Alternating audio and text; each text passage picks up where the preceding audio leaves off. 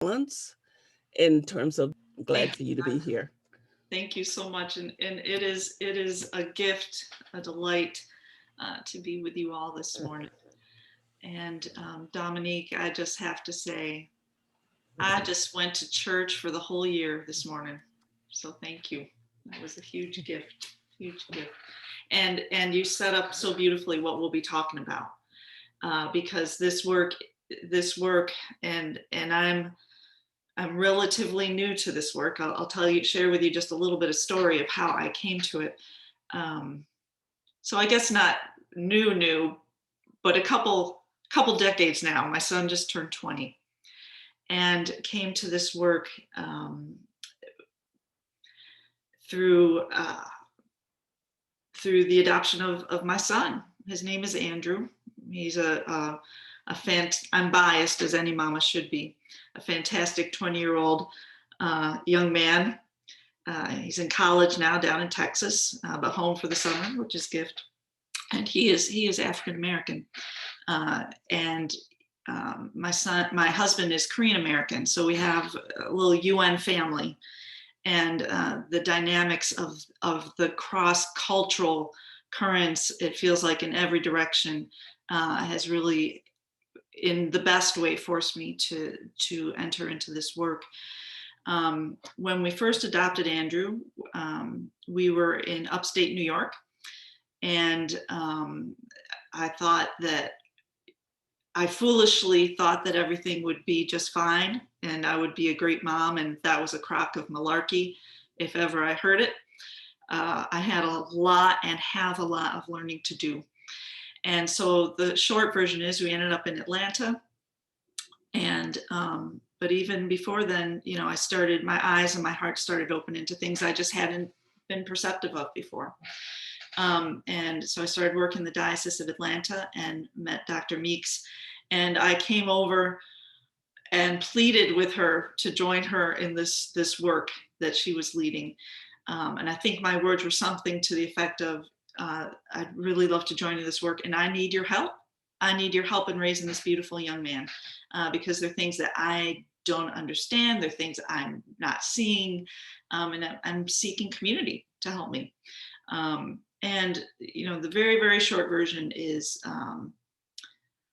wow, Dr. Meeks walked with our family very graciously as we encountered a lot of bullying, a lot of racism, some quote unquote subtle, some very much not so. And how, I know I had to go very deep into my heart to know how to walk this, and needed mentors like Dr. Meeks and some other folks from churches that I worked at. And so I enter this work very humbly, and I enter it as a mama, and I'll be honest, I enter it as Mama Bear too, because you do not mess with my cub ever, right? No. So a little background on how I do this work. I also teach yoga, so a combination of contemplative practices and yoga and breath work, because I found this work both as mama and as friend and as priest as something that took the very whole of me, and to be able to do this work in a way that was responsive rather than reactive, that was coming from the place of love rather than the place of frustration, was something I really needed to delve into in really practical ways, and as a way of maintaining that wholeness of God. And I mean that in the way of shalom. Much like Dominique was talking about in Ecclesiastes, there's a time for everything, but how we walk that time is essential, right? So really this work of reconciliation, of healing, is, as we know, is the heart of the gospel. It's always about relationship, and it's about transformation of how we see and how we live and have our being. And transformation, I've found in the course of time, is a word that folks don't always like to use. You might in the church hear more about salvation But I think that gets messed up right there. What we're really talking about is transformation of our hearts, transformation of our relationships, transformations of the way we see each other, ourselves, God, and creation, all of those. One of my favorite poets I go to for contemplative prayer and reflection and teaching and yoga and everything is Dana Falls. And she is a yoga teacher. If you're familiar with Kripalu up in Massachusetts, she's done a lot of work there. And she has this poem. It's called The Way of Transformation. I'd like to continue with that, if that's okay. Do you seek me, yet expect to look unchanged, to stay unchanged? Do you look for transformation and pray each day for the seas to remain calm? That is not the way. If you stir up cosmic energies, if you wake the sleeping snake, you will pay for your audacity. There will be times of bliss and quiet, but there will also be earthquakes, tornadoes, tidal waves that render the old trail guides useless, even in the high country. Playing it safe will only serve to frustrate you who hunger for the truth. Speak your choice clearly. If you choose to move ahead, stop at no threat. Hold no thread of nostalgia or contentment. Break free of the obstacles that limit your strength. I await you just outside the gates, just beyond the territory where you feel safe. The source of all you seek is before you now, if only you can see it. Amen. This work of racial healing is work that stretches us in our boundaries of where we feel comfortable, of where we feel capable, of where we feel that we are living the gospel in the best way. It challenges us. And so just as Dominique talked about the need for courage, the place we need our greatest courage are those places where we are working our edges, right? If you've ever played an instrument or played a sport or done yoga or learned something or taught something, you know that the greatest growth takes place at our edges, right? And to use a yoga analogy, if you are working into a deep stretch, you want to do that work to the place where you go, oh. Sometimes if we push ourselves too far, now there are times when we are thrown into situations where we are pushed too far, right? Okay. And that's where there's that hurting that takes place over and over and over again. But as we're able to, when we notice that stretch is being pushed too far, we need to, as we are best able and praying for the grace, to pause and breathe in that place. Breathe in that place, not shy away from it, but as we can, breathe in that place. But we need tools to be able to do that. Does that make sense? Okay. So really, one of the most powerful ways that we can find our center in the love of God, in those places where we are being stretched, and even stretched to the point that it is breaking us. Now, you want to be able to step back as best you can, okay? But when you're in that edge space, the power of the breath is incredibly transformative. And I'm not saying this in any kind of woo-woo way, my friends. I am saying this in the most powerful way of the gospel there is, okay? Because the sound of our breath is actually the sound of the holiest name for God, right? Which, and I say it very respectfully because it's so holy, our Jewish brothers and sisters don't even articulate it, right? And it's Yahweh. And if you listen to the sound of your breath, can you hear that? Just breathe for a minute and listen to that. And really allow that breath to get into your belly. That shallow breathing in your chest isn't going to help you nearly as much. You got to get into that belly. And that is God breathing you right in that place. So that we remember in a very incarnational way, because we are an incarnational faith. We remember that God is breathing with us in that edge place and does not ever abandon us. It does not mean it is easy. God is in those hard places. God is in those courageous places. So normalizing courage and finding ways to practice normalizing courage, practicing that breath can be a way of empowering, Dominique, what you talked about, the empowered grief. You know, empowerment needs space. Breath makes space, right? Empowerment needs space. So normalizing courage and also normalizing what I call holy discomfort. The gospel promises to be with us and it promises us comfort, but it doesn't promise us freedom from discomfort. And I don't know about you all, but I find that oftentimes I'm in that place of doing gospel work when I'm uncomfortable. That's usually the best place, isn't it? It's not where I can stay a long time, but to know that that place of holy discomfort, and sometimes we have to allow or encourage that place of holy discomfort in our brothers and sisters, right? As I say to folks in my parish, you know, I'll say, this might make you uncomfortable. That's okay. Uncomfortable isn't bad. It might actually help. So we can lean into that, knowing that we don't have to run away. We can lean into courage. We can lean into holy discomfort, and we can lean into what I call healthy vulnerability.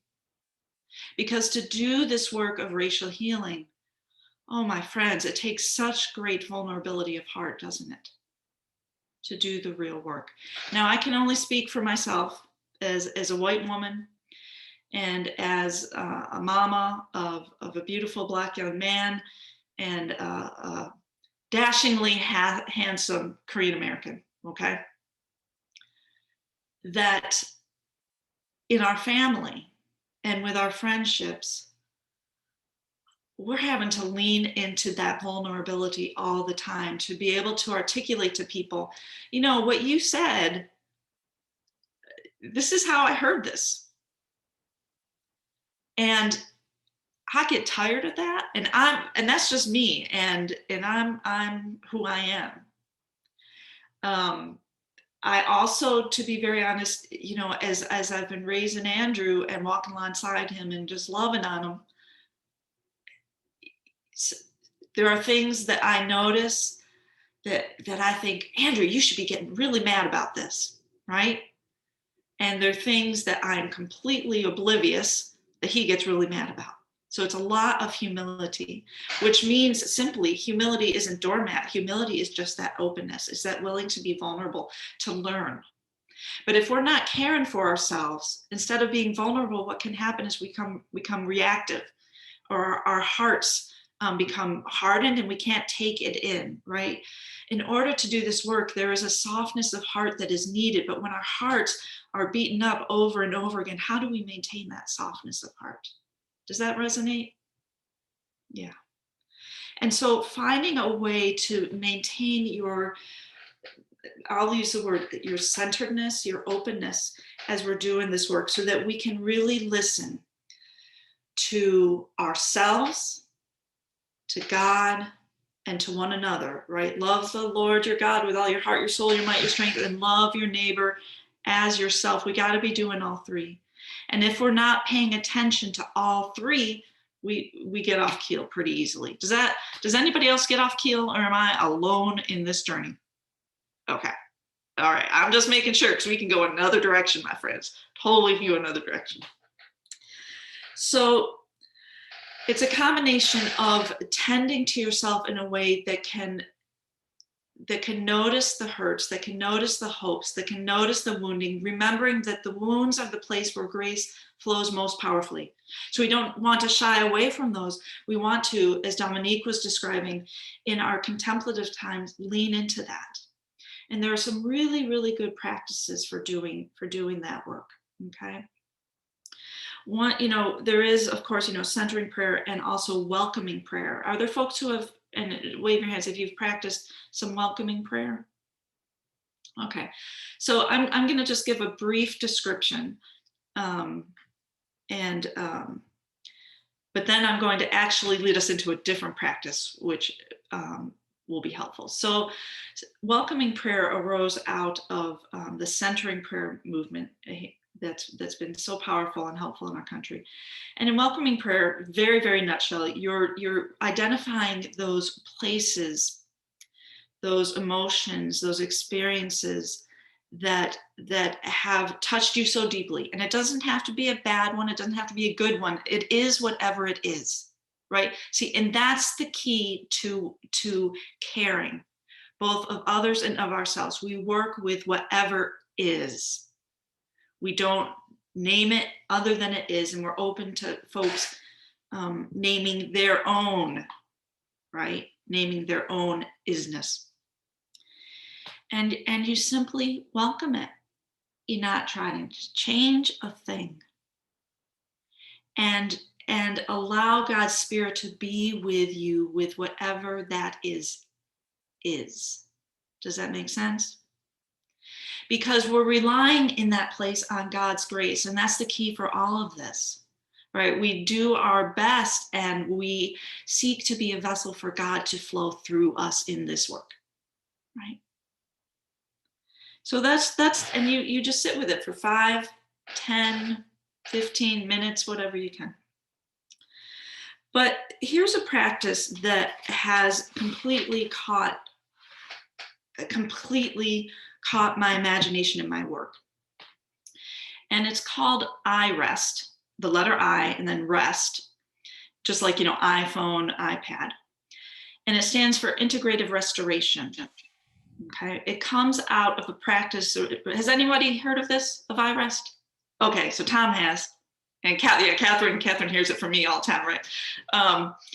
It comes out of Richard Miller, who is a psychologist and a practitioner of some yoga, a lot of yoga and contemplation, and he developed this for the VA, actually, as our soldiers were coming back from Iran and Iraq and dealing with tremendous post-traumatic stress disorder. Okay, so PTSD, significant PTSD, and I know from myself and from being with my son, and so I can't speak for anyone else, but my sense is that there's a lot of PTSD in this work of racial healing. Is that fair to say in other people's experience? Yeah, and if we're not working with that, we are not doing the gospel work of healing, right? And so this protocol that Richard Miller developed, he developed with the VA in association with a lot of scientific backing and research. And it has become so effective, they now use it as a primary modality for the treatment, not only of PTSD, but also of anxiety, chronic pain, sleeplessness. Does that kind of describe it for you there? It is non-medicinal, and they have found it to be one of the most effective treatments of any kind of treatment that they have found for working with all of these things. So it is worth bringing into the church, and how I'm trying to bring it into the church now is not only with my parishioners, but also starting to do some work with Clergy Wellness. So the clergy people who just, like everybody else in the world, right? So that we're able to work these edges and work with courage and be responsive and not reactive with the love of Christ. So what I would love to do, if it's okay with folks, is to simply do this practice with you. Would that be okay? You don't have to move around a lot. Yeah, can I get a thumbs up or a thumbs down? Are we good? Okay, great. Great, great. So what I'm first going to ask you to do is just, I don't know about you all, I cannot sit for forever. So if you want to get up and stretch and wiggle for a minute, or get it, not long, I'm talking just 30 seconds. Just, if you want, just stand up where you are or stretch in your chair and just stretch a little bit. Oh my gosh. Oh. I don't know about you all, but I go crackly, crackly, crackly, crack, and stretch your fingers. As you breathe in and as you exhale, squinch them in. As you inhale, stretch them out. And as you exhale, squish them. Okay, now you want to be in your seat, but first we're going to do a little toe work, because here's the thing: if you start out all too serious in this stuff, you're going to mess yourself up something awful. So you just need to give yourself space to live and breathe and enjoy. Find some joy in your contemplative practices, my friends. It's so refreshes and sustains. Okay, so put your feet flat on the ground. Just breathe. This isn't actually part of iRest, but I always throw it in because it's fun, okay? And fun is good. Okay, so breathe in and stretch your toes. Breathe out and stretch them even further. Relax your shoulders, relax your shoulders, relax your shoulders. Breathe in and stretch your toes out. Exhale and curl your toes in. Inhale, stretch. As you exhale, place your toes down, starting your pinky toes one toe at a time. I know that's really easy, right? Now keep breathing in and out. Wiggle just your pinky toes. Keep breathing. Wiggle just your fourth toe. Wiggle just your middle toe. Wiggle just your second toe. Keep breathing. You all are breathing, I can tell, right? Wiggle just your big toe. Now just stretch and wiggle and breathe, hands and feet. Okay, great. Now, sit up. If any of you sing in a choir and you know how you have to sit and you have your feet planted on the earth, you want your hands just resting at your side or on your lap or in the arms of your chair, however is comfortable for you. And you can either close your eyes or place a soft gaze. Just focus on one place so that your eyes aren't zigzagging back and forth. And breathe. As you breathe in, notice you're breathing in. As you breathe out, notice you're breathing out. This is your one holy work. As you breathe in, starting from that belly. As you breathe out, exhale the whole of you out. Keep the back of your neck long, your chin tucked as you continue to breathe. As you exhale, allow your shoulders to relax down.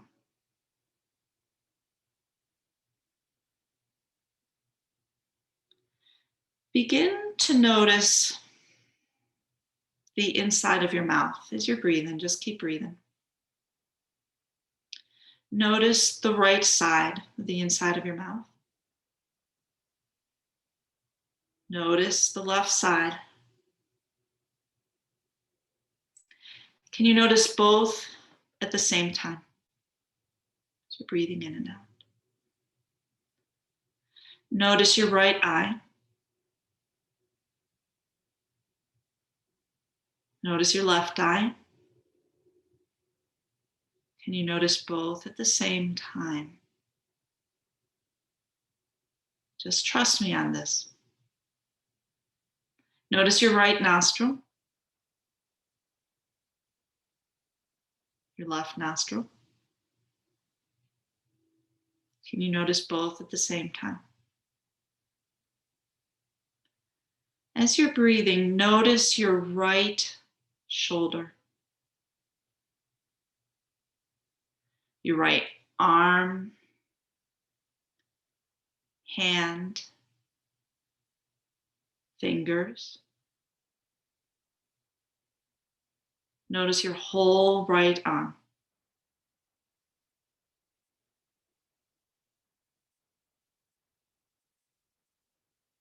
Notice your left shoulder. your left arm, your left hand.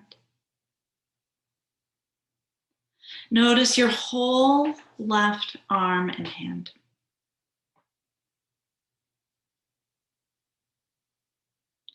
As you're breathing those good belly breaths, notice your whole right arm and your whole left arm at the same time.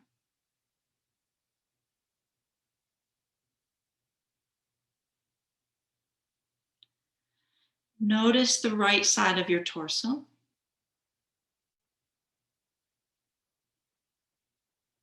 The left side of your torso.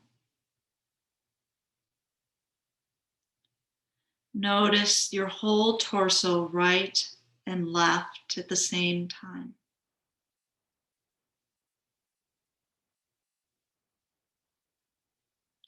Notice your right hip, right thigh, knee, shin, foot, toes.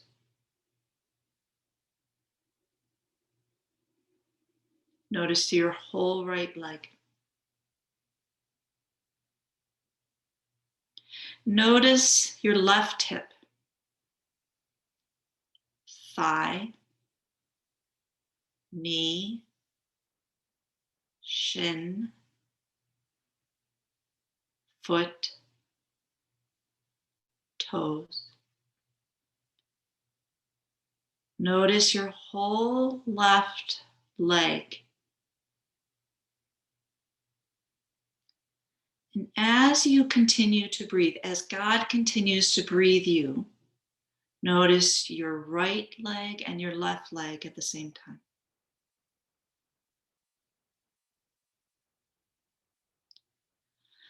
Begin to notice the whole right side of you from the crown of your head to the tips of your toes.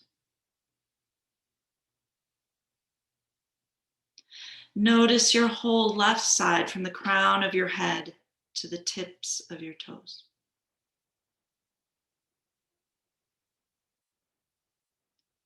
Can you notice both at the same time?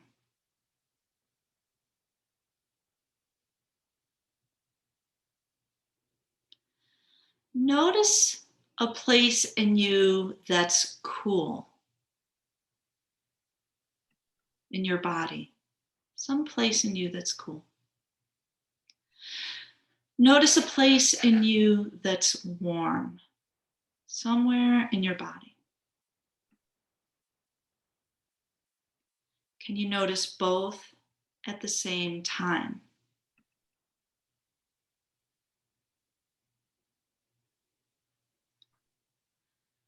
As you continue to breathe those belly breaths, God breathing you, notice something in you that is joyful.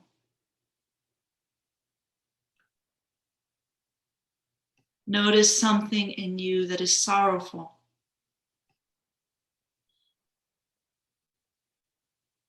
Can you notice both at the same time?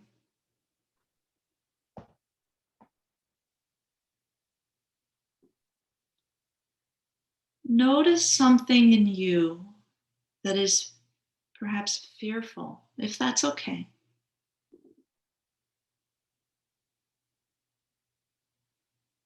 Notice something in you that is perhaps hopeful.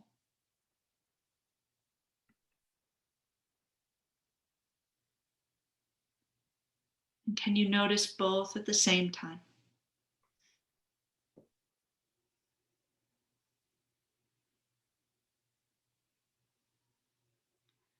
Now just continue to breathe and notice the percolations of grace through you, through the right and the left, the warm and the cool, the joyful and the sorrowful.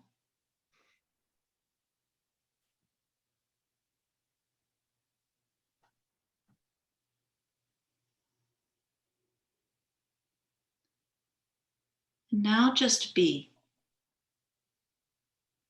remembering that just to be is holy.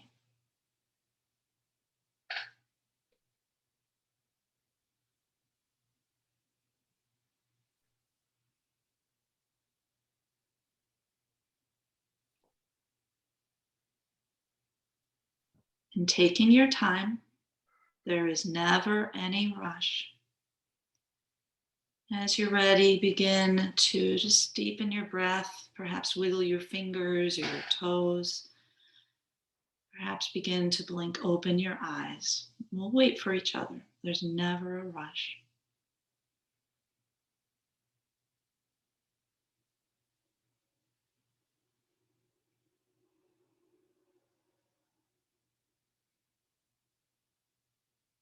And as you're ready, if you could just open your eyes so that I can see when we're ready as a group, that would be helpful. If, however, you just need a few more minutes, honor that. We'll keep going, but just honor what you're noticing.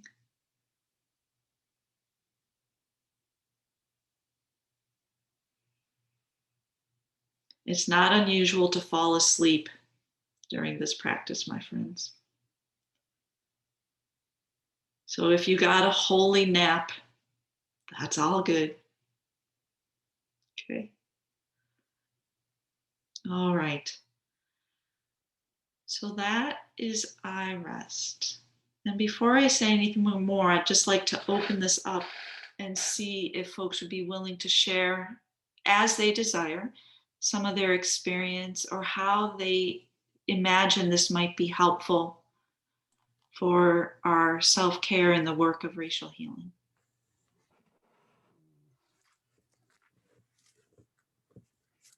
Or even just what you noticed. So, Reverend Arthur, I just want to introduce Reverend Dr. Ken Swanson to you because he spoke yesterday and everyone else met him, but today he will be speaking in a minute, and he is the chair of the board for the Center for Racial Healing and retired rector from St. David's Episcopal Church here in Atlanta, and an amazing friend and companion on this pilgrimage with me and all of us that are trying to do this work in Atlanta and across the land. So Ken, we all belong to you for a while now. Okay, well, thank you, Catherine. Catherine has, this is the second time I've done this presentation for the Justice Pilgrimage.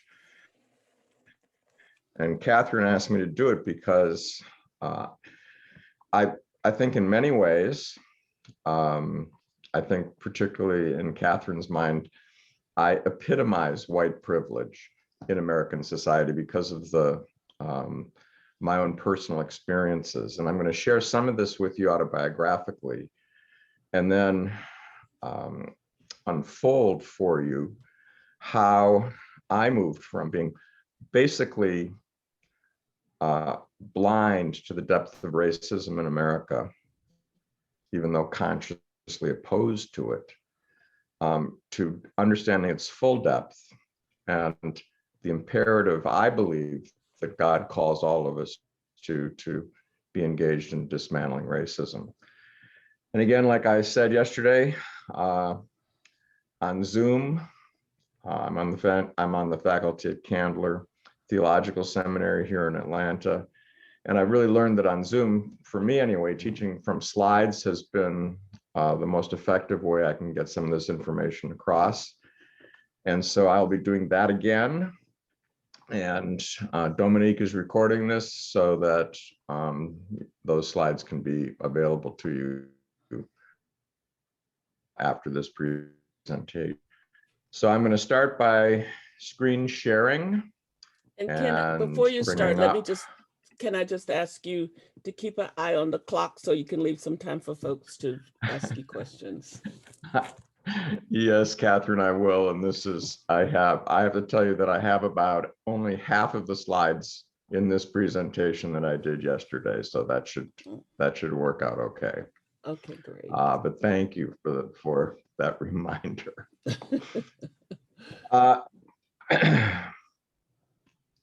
So today, this is a story.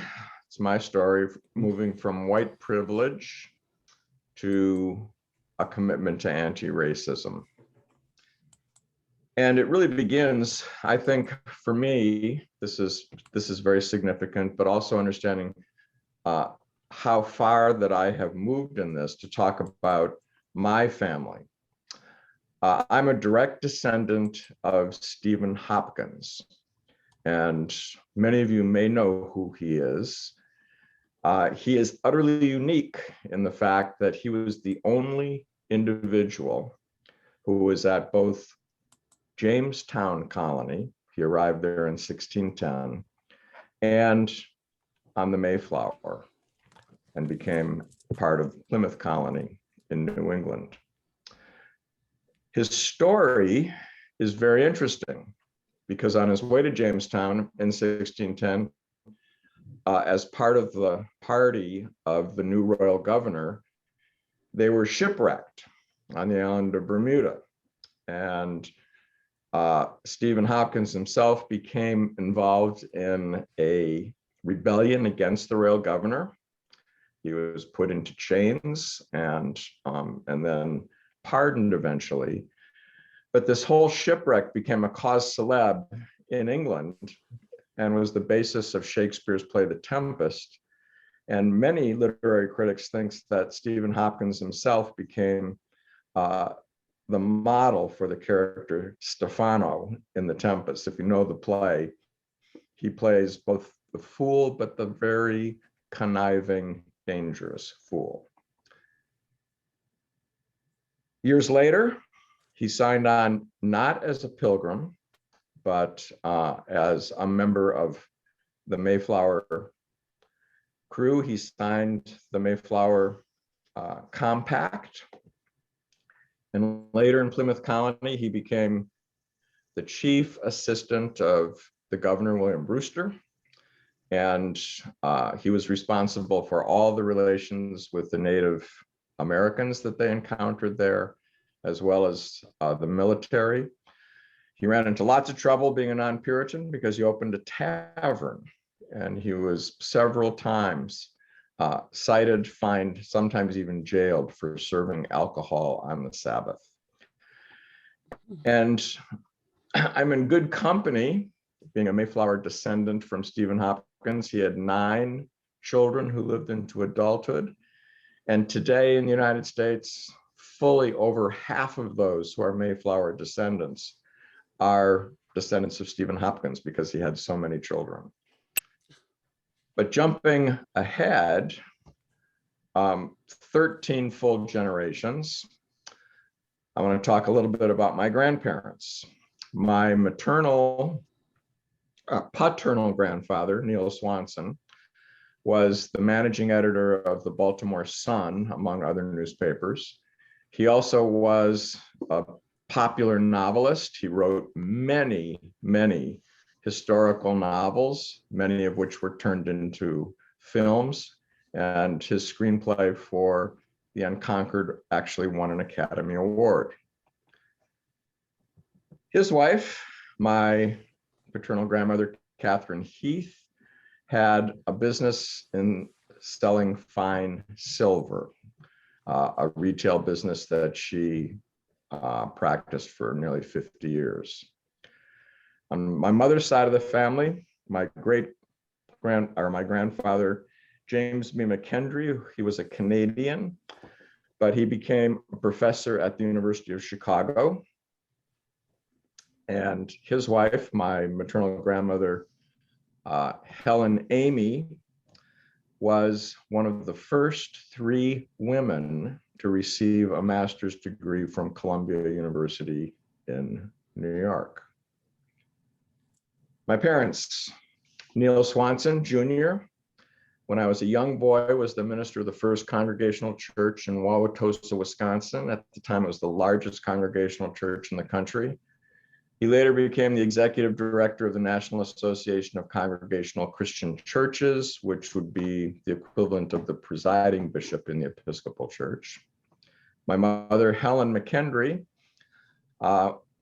was a homemaker until I was in high school, and then she went back became an elementary teacher, and she wrote an entire series of books on young children. I grew up in Wauwatosa, Wisconsin.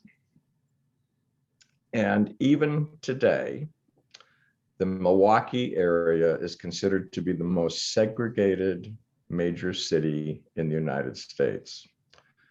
Wauwatosa, a western suburb that bordered on the city of Milwaukee, was a real city, 60,000 people when I was a boy.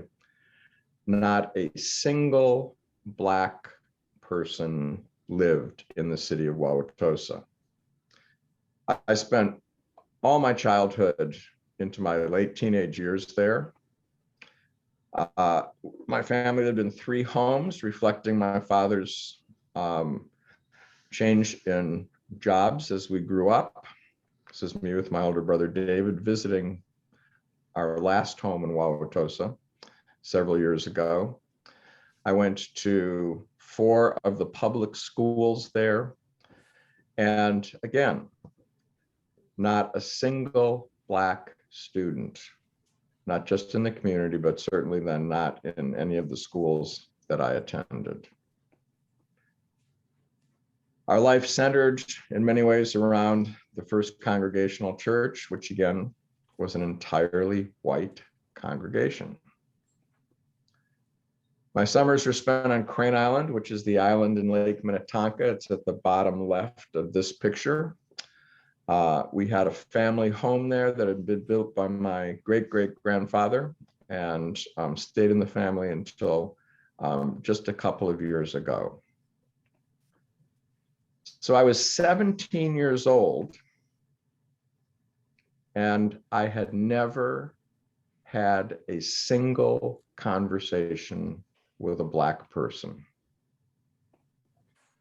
That changed when we moved to Toledo, Ohio for my senior year in high school. I attended the Maumee Valley Country Day School there, which had a relationship with a public high school in the city of Toledo. They sent a chorus, which combined with our chorus to create musical theater. And one of the leaders of their chorus was a student named Alton Spencer. He actually, at his initiative, reaching out to me, he actually became my closest friend. And I was the best man in his wedding. And through my relationship with him, I was introduced to the urban Black community in the city of Toledo. I experienced several things. Some of it was Black racism against Blacks. Alton was raised by a single mother. He never had a relationship with his father. He married into a very prominent Black family in Toledo, where the father of the bride was a physician. They were very light-skinned Blacks. Alton was dark-skinned Black. And I overheard lots of angst about the fact that their daughter was marrying into a family they considered to be less appropriate than they were. Alton had a long career in musical theater. And for over 20 years, he performed in the musical Cats, traveling not only all over the United States, but also throughout Europe. And he and I remain friends and in contact today. The first conversion I went through was after I went to college at the University of Wisconsin in the mid-60s.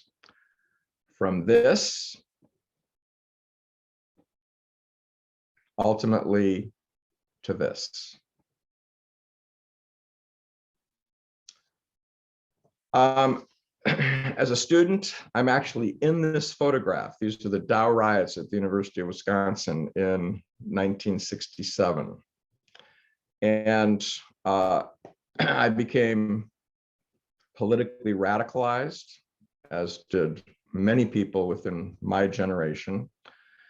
And my radicalization, however, actually turned away from political activity, although I probably participated in 36 public protests. But I was much more interested in the hippie lifestyle, particularly the drug-mediated hippie lifestyle. I was taken through the psychedelic experience, which is using LSD for deep spiritual insight, developed by Timothy Leary and Richard Alpert. I became part of a group that was under the authority of Richard Alpert, who later became Baba Ram Dass, combining Hindu and spirituality with drug-mediated spiritual practices. But on a trip on LSD, while I was working with a group of people, leading them through what was called the psychedelic experience, utterly to my surprise, I had an encounter in a vision with the risen Lord Jesus Christ. And he said 3 things to me. I am real, the Bible is true, and you will never do drugs again. And at the age of 22, in that moment, I was immediately dropped out of my trip into a normal, sober consciousness. And I can honestly say that I've learned over the years, all 3 of those things were true. I became a follower of Jesus. I became devoted to the study of Scripture. And I've not taken an illegal drug since then, which was over 50 years ago. I became part of what was known as the Jesus People movement in the early 1970s. I joined a Christian community also in Madison, Wisconsin, called the Madison Prayer and Praise Community. It was the first time in that kind of charismatic setting I'd ever worshiped in any integrated way, and I discovered this is true through lots of Pentecostal communities that I became part of over the years, those early years, that these were racially integrated communities. And they're the only Christian communities I'd experienced up until that time where there was a kind of complete racial integration where race was not really a factor. That community ordained me. I was 23, and they ordained me to become an evangelist, to go out to people who were just like I had been, people who were involved in either New Age spirituality, drug-mediated or not drug-mediated. And I worked as an evangelist under the authority of this community for 2 years. I still considered it to be a valid ordination. The elders of the community called me out and ordained me for a specific ministry. But I discovered that I was probably the world's worst evangelist. I would go into an ashram and I would tell my story, and there'd be half a dozen or more people there who would tell me their stories. I was usually by myself, and I would simply get beat up by them because story matched story. And I realized, partially because of my background, that if I had any future in ministry, I had to go to seminary.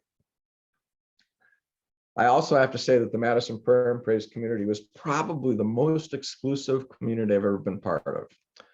Our enemies on the campus of the University of Wisconsin were actually the Campus Crusade for Christ, because we were Pentecostal. We spoke in tongues, we did prophecy, we did healing. And they were dispensationalists, fundamentalist dispensationalists, who believed that any kind of charismatic piety was actually demonic. So we were in competition with them. So I decided I needed to go to seminary, but I was very careful in the seminary I chose. Because of its evangelical roots, I went to Fuller Seminary in Pasadena, California.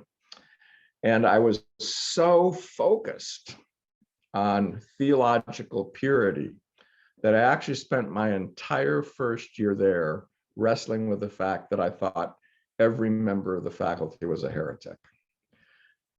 That changed in my first parish experiences. I became the assistant minister while in seminary at the First Congregational Church in Hollywood, California.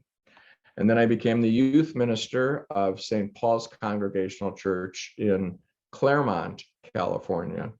And in both places, working with parishioners, working with people who were struggling with faith often and really trying to grow in faith, knocked all the hard edges off of my exclusivity in Christian community. I decided that I wanted to pursue a doctorate. I went to the University of Edinburgh, New College, the heart of Reformed theology in the Church of Scotland and in many Presbyterian communities, John Knox being the great iconic mentor. But my personal mentors were Tom Torrance, who was one of the great theologians of that age, but more importantly, Roland Walls. Roland Walls was an Anglican. He was also the abbot of the Anglican monastic community in Roswell, just outside of Edinburgh. And through Roland, I, for the first time, came into a relationship with a deeply, deeply pietistic Christian man who loved Jesus, who had devoted his whole life to a relationship with Jesus, who had a radical theology that was completely outside the bounds of my narrow evangelical vision. And again, through him, I began to understand that the church was really Catholic, small c. It was a broad church, and it could include people as radical as he was, as conservative as I was, in the same community because of a devotion to the person and life of Jesus. Also, significantly important was that I became the assistant minister of the Morningside Baptist Church in Edinburgh. This was the soul-saving station. In the 3 years that I worked there, we baptized, I think we figured it was over 150 young people. People in their teenage years and early 20s. And I had been taught that that kind of renewal, that kind of powerful renewal, always was driven by great preaching.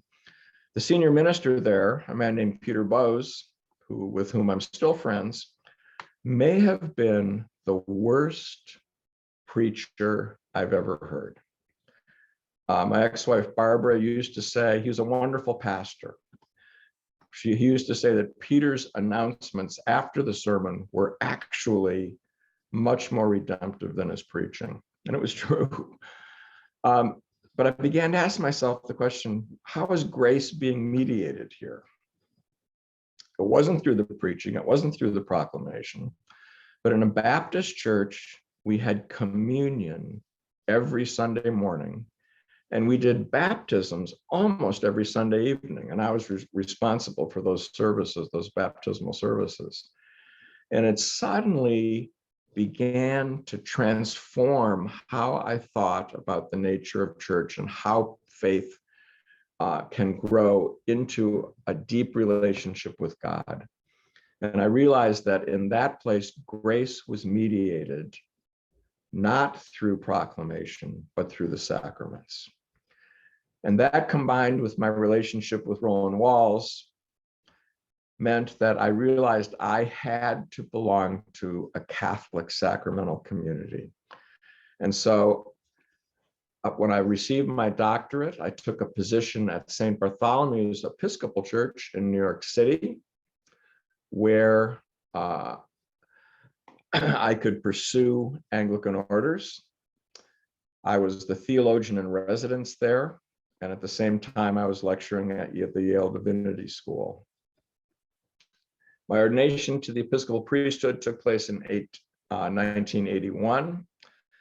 Paul Moore was the bishop, and he put me through what was called the old man's canon, recognizing my earlier ordinations. Didn't need to go to seminary. I was simply tutored by two wonderful Episcopal priests, Canon Edward West from the cathedral, and John Andrew, who was the rector of St. Thomas Fifth Avenue.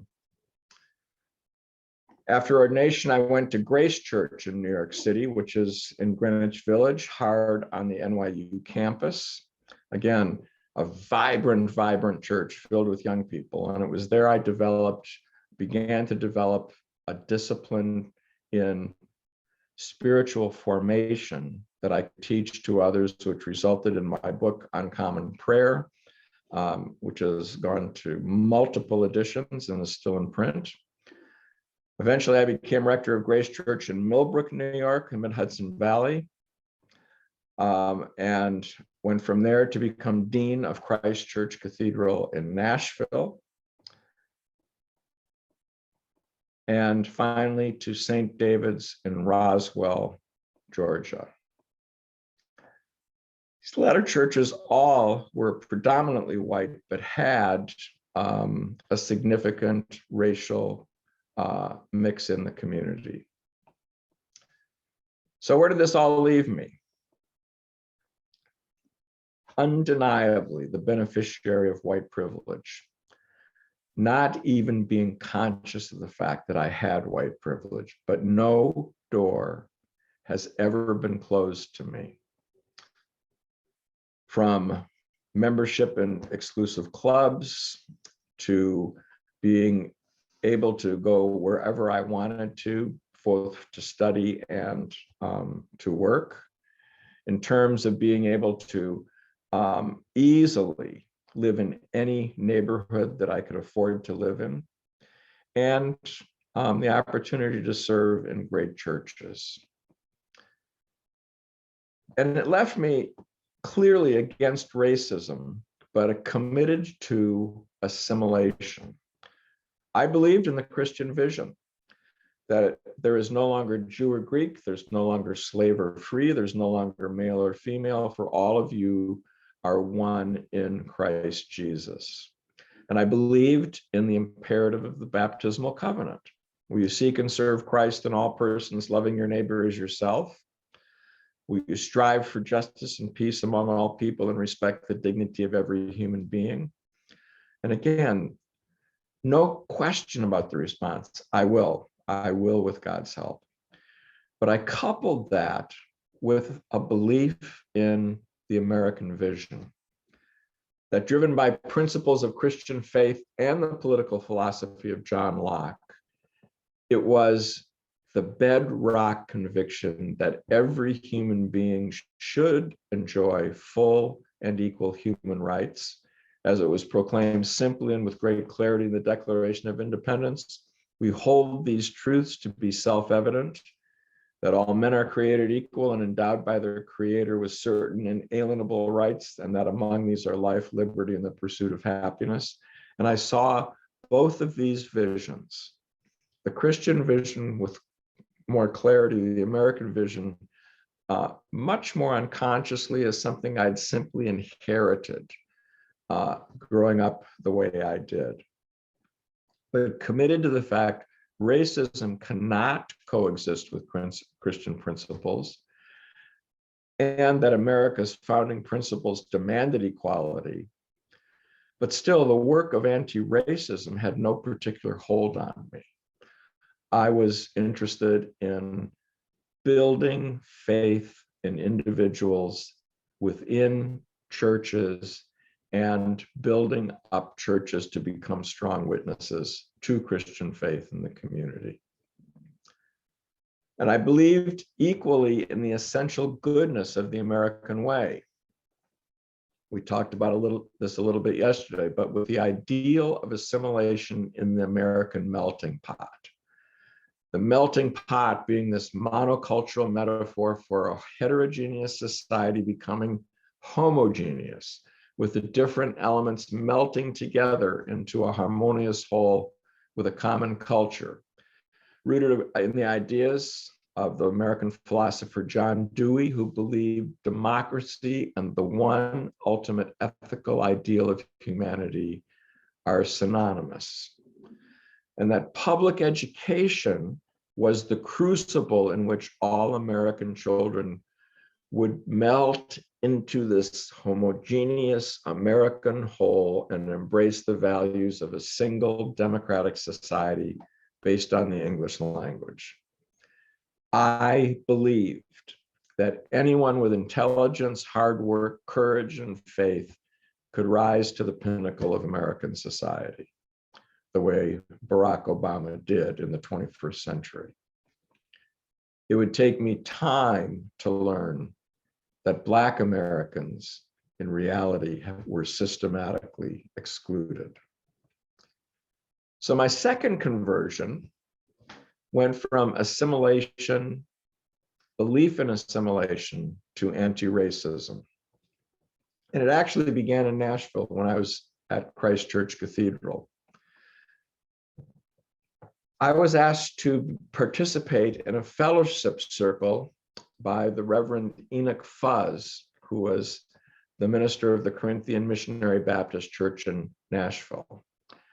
And this consisted of a group of 8 clergy people, 4 African American and 4 white. And we met in fellowship to talk about issues in the city of Nashville and talk about the role that Christian churches could play in bringing about redemptive change in Nashville. We met once a week, every Wednesday, for an hour and a half, from 10 to 11:30 every Wednesday morning. And it was through my relationship with these other Christian ministers that I began to see the world differently. I began to see the world through their eyes. And I began to see that they did not have the same privileges that I did, and that in many ways, they had to fear for being Black. And one of the mantras that Enoch Fuzz kept saying was, how often do you think about being a white person? How often do you think about your being white? And I can honestly say that it was rare. Maybe once or twice a month was I ever conscious of the fact that I was white. And it was usually when I was among people who were non-white. But every one of them said and would tell stories about how they were forced to be conscious of the fact that they were Black multiple times every day. And so my vision of what it meant to live in America began to change. I was asked to become chair of the Metropolitan Nashville Human Relations Commission. This was a commission that heard all of the complaints about discrimination in the city. And again and again and again, we would hear and have hearings about complaints of particularly African-American owned businesses being excluded from open bidding, particularly construction companies. Were not able to even bid on public projects. And I began again to see through the economic lens in the city of Nashville that there were 2 worlds, and there were 2 sets of rules, one for white-owned businesses, another for Black-owned businesses. In an interview with the Tennessean newspaper about the 2000 election, I was asked the question, what are the most important issues facing Nashville? And this was from my position as chair of the Human Relations Commission. And without even thinking, I responded, well, if I was Black, it would be systemic racism. And it surprised me, but deep in my own core, my own identity, I had begun to see the world in a different way. But this understanding came to fruition in Atlanta. I invited Catherine Meeks to come and speak at St. David's Church, my parish in Roswell, North Fulton County, in one of the most conservative places in metropolitan Atlanta. It was Newt Gingrich's and Tom Davis's congressional district. And Catherine's way in articulating the church's cowardice in challenging racism, and her clear articulation of the difference between assimilation, which is racist in its assumptions, because it's an assumption based on white superiority, that you must become like us, and anti-racism, which is not to have race ever be a factor in anything. I realized that Catherine was telling the truth of the gospel. And it began to change my reading habits. The first significant book was stamped from the beginning, The Definitive History of Racist Ideas in America by Ibram X. Kendi. I'm sure many of you have read it. If you haven't, it is a must read. It won the National Book Award in 2016. And in it, he told the history of American racism through the lives of 5 people. Cotton Mather, the great Puritan minister in New England. Thomas Jefferson, our 3rd president. William Lloyd Garrison, the great abolitionist in the early 19th century. William or W.E.B. Du Bois, who was the first great intellectual from the African American community who told the truth about racism and segregation in America.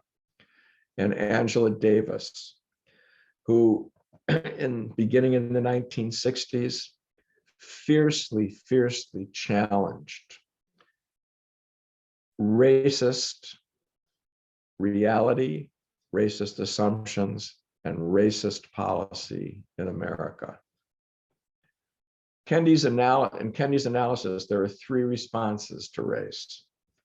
You can be a racist and a segregationist, as many are in America. You can be an assimilationist, as have some Black leaders, particularly in the 19th century, been, and even some of our leaders in the 20th century. And it can become part of assimilation, can become part of American popular culture. But with the understanding that assimilationism is still racism because it assumes Blacks need to become more like whites. Or anti-racist, seen in the work of Angela Davis, public figures like Muhammad Ali, and for me personally, through the teaching of Catherine Meeks. Kendi's understanding of racism began to reshape my thinking. The belief that one race, racism is simply the belief that one race is superior to another in any way. And his formula in response to it, racist belief argues that the inferiorities and superiorities of racial groups explain the racial inequities in society. Racial inequity is when 2 or more racial groups are not standing on approximately equal footing. Racist policy is any measure, public law, or public policy that produces or sustains this racial inequity between racial groups. Systemic racism is a marriage of racist policies and racist beliefs that produces and normalizes racial inequities.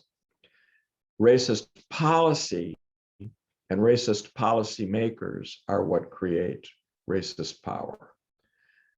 So the challenge I began to realize is that the work of anti-racism is not just about changing individual minds, which is certainly part of it, but it demands ultimately changing public policy. Another significant book was Bill Bryson's One Summer in America, and he focused on 1927.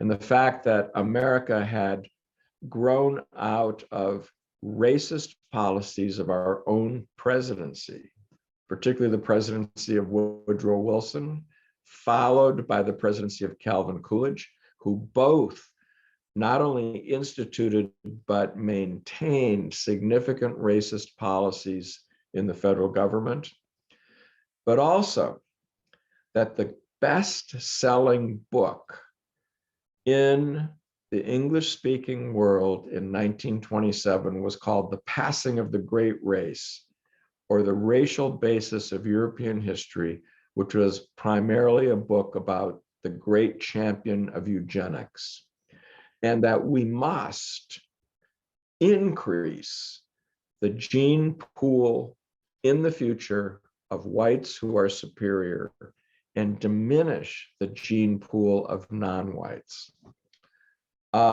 And like I said, this was the best-selling book in the English-speaking world, both in Britain and in places like Canada, the United States, Australia, New Zealand, in the 1920s, as tens of millions of whites embraced this racist vision of eugenics.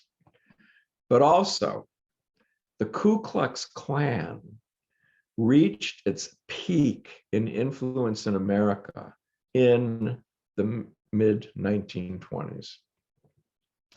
Actually publicly marching in Washington and having an audience with President Calvin Coolidge. The next book that really began to change the way I looked at America was A Self-Made Man, The Political Life of Abraham Lincoln as a Young Man by Sidney Blumenthal. And it became clear to me through Lincoln's letters, through his public speeches, through what he committed to himself to in trying to work on policy and government, that Abraham Lincoln did not believe in either abolition or racial equality. And I suddenly, all of these things coming together, began to give me a picture of understanding America as a deeply racist society, and that racism was woven into the very fabric of who we are as a people. But the most important books I read were by Howard Thurman.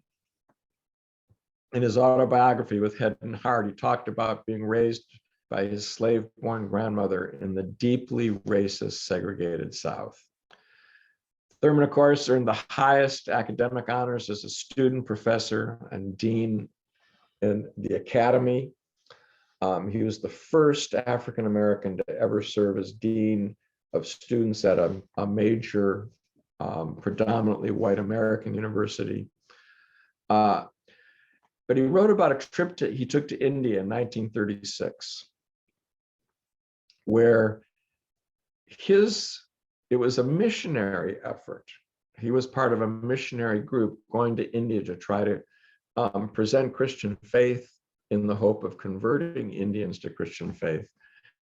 And he was totally rejected by the Indians that he met there because of the racism and segregation and violence against Black people that Indians half a world away saw in America. And they saw America as a Christian country and said they could never become Christian because of the racism that had emerged through Christians in the United States. But another thing that he experienced in the 30s was lynchings by white Christians, particularly Christians who would go to church on Sunday morning, leave church to lynch often innocent Black Americans. And he went through a deep, deep crisis of faith, where these two things in combination, this clear Indian rejection of Christianity because of American racism, and the fact that white Christians were deeply involved in the most heinous racist crimes, made him challenge his own faith in the Christian church. And it was through Bible study and prayer he rediscovered Jesus. And it led to his, I think, his greatest book, Jesus and the Disinherited, where he realized that the Jesus of the Gospels, the Jesus that we know through the early traditions of the church, was on the side of the poor. And in the context of American society, that this Jesus was on the side of Blacks, and that the white Christian church, the racist white Christian church, had no understanding of who that Jesus really was. And this book became the Bible that supported many of the early civil rights leaders in the 1960s and 70s, particularly Martin Luther King. But he also, this was significantly important for me, he said that spiritual discipline and the development and practice of spiritual disciplines had to be in place to combat racism. As he wrote, how can we manage the carking fear of the white man's power and not be defeated by our own rage and hatred unless we are deeply drawn into relationship with God through Jesus Christ? He believed a common faith in God could overcome all prejudice. Do not be silent. There is no limit to the power that may be released through you. And as my dear friend Catherine Meeks says, Howard Thurman is like oxygen to me. And Howard Thurman was like my receiving resuscitation from bringing me out of my unconsciousness to seeing not just America clearly, seeing not just the deep sin of the Christian church in the United States clearly, but also seeing the way out of it through commitment to the one who is for the disenfranchised, Jesus and the disinherited. So what's the way forward? Well, if for Christians, racism must be totally rejected, if we're to believe Scripture, if we're to be under the authority of Scripture, there is no longer Jew or Greek, there's no longer slave or free, there's no longer male or female, for all of you are one in Jesus Christ. And if we, particularly we as Episcopalians or Anglicans, believe in the Baptismal Covenant, which we actually stand and say multiple times a year, will you seek and serve Christ in all persons, loving your neighbor as yourself? Will you strive for justice and peace among all people and respect the dignity of every human being? And if systemic institutional racism denies the American ideal and makes assimilation a means of sustaining racism, we have to deny our own founding documents that they were not the ground for the society that I once believed in, because that was not a level playing field. Even our own founding documents and many of the activities of our government in terms of the legislative and judicial aspects of that government, as well as the executive arm of that government, did not follow these very same things. And if the American church is one of the worst perpetrators of institutional racism through its fear and indifference, as Martin Luther King said, the most segregated hour in America is at 11 o'clock on Sunday morning. The work of dismantling racism must for us begin with the church. When you fall into sin, when you recognize the sin of racism that has infected not just our society, but our church, will you repent and return to the Lord? That is the dominant call to us. And our response in faith can only be, I will with God's help. So, how to go about dismantling racism? First, I believe, understand its history. Secondly, have a theoretical framework for analysis so that you can intelligently engage in conversations with people who are racist or support racist policy, and then develop a strategy for ministry. Racism in America is woven into the very fabric of our identity. And again, I simply show these pictures for you to see how true that is. White fragility, the psychological root of racism, also needs to be understood. White Americans, this is part of our understanding the history. White Americans, regardless of their circumstances, embraced the racist principle that no matter what befell them, they were still superior to Blacks simply because they were white. For generations, they could take for granted their inherited rank in America's racial hierarchy, and the benefits that accrued from it were theirs because they were white. But this began to change dramatically in the last decades of the 20th century, particularly for blue-collar working-class Americans. The change in demographics eroded labor unions. The perceived loss of status, the fears that their place in the world, and resentment that the kind of security their fathers could rely on was now gone, led to a reactive blaming of Blacks. As Russell Baker wrote in the New York Times, in the span of a few cruel years, he has seen his comfortable position as the in man of American society become a social liability, as outcasts and the exploited have presented their due bills. Rising immigration and the ascendance of a Black man as president made for an inversion of the world as many whites had known it, making them susceptible to the calls to take our country back after 2008 and to make America great again in 2016. We need to know this history. This reality is white privilege, a reality that cannot be denied. I have privilege as a white person because I can do all of these things without thinking twice. And I know many of you have read through them. I'm not going to read through them now because you can read through them when you receive the slides later today from Dominique. But many of the things we take for granted, our African American brothers and sisters cannot. Simply think about your own experience in America.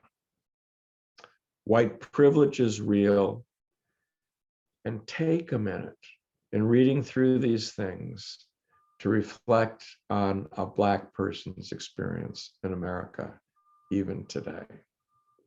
So first, know the history and reality of racism in America.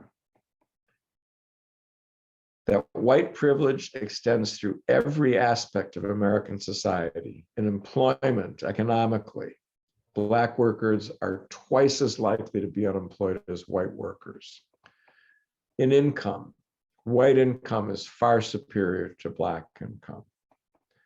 In poverty rates, home ownership, wealth accumulation, in healthcare, through access to insurance, in life expectancy, in rates of incarceration. White privilege is real. It extends through every aspect of American society, and it is supported by public policy and those in power. And we must challenge those things. A recent study comparing social conditions for Black Americans in 1918 with those in the Kerner Report of 1968 concluded African Americans in the United States are actually worse off today than they were nearly 50 years ago. Today's educational segregation, real estate steering, predatory banking, healthcare discrimination, and community policing amount to daily forms of systemic racialized oppression that low-income white people do not experience. From Elliott Curry's A Particular Indifference, the neglected toll of violence on Black Americans. Know the history and reality of racism in America. Excuse me. And then, secondly, do some study. Have a theoretical framework for analysis. Contemporary thinking about racism has been dominated by critical race theory. Initially developed by legal scholars such as Kimberly Crenshaw, Richard Delgado, but most significantly Charles Lawrence, who was actually one of my heroes when I was a young priest in New York. He was far and away the leading layman in the Episcopal Diocese of New York, and for many years was president of the House of Deputies at General Convention. Its basic argument is that racism is structural rather than interpersonal. White supremacy is not just real, it maintains its power through the law. It will be possible to end racism by dismantling the legal structure that supports it. And there are many variations on critical race theory that focus on specific ethnic racial groups or intersectionalities with ethnic and racial groups. Feminism, Latinx, Asian American, South Asian, American Indian, or indigenous people, persons with disabilities. Also, learn about the 8 pillars of a racist society that must be worked on and dismantling. And again, Reverend Richard Hughes spoke about this great book, Caste, by Isabella Wilkerson. The 8 pillars of a racist society. This is what upholds racism in America. That somehow it's due to divine will, that Black people are the cursed descendants of Shem. Heritability. One's status is permanently set by race. One can neither earn or wed one's way out. Endogamy. Control of marriage and mating, allowing it only within one's race. Purity versus pollution. That contact with the inferior race will defile the superior race. Occupational hierarchy. Certain professions are exclusively reserved for the superior race, and the other labor is restricted to the inferior race.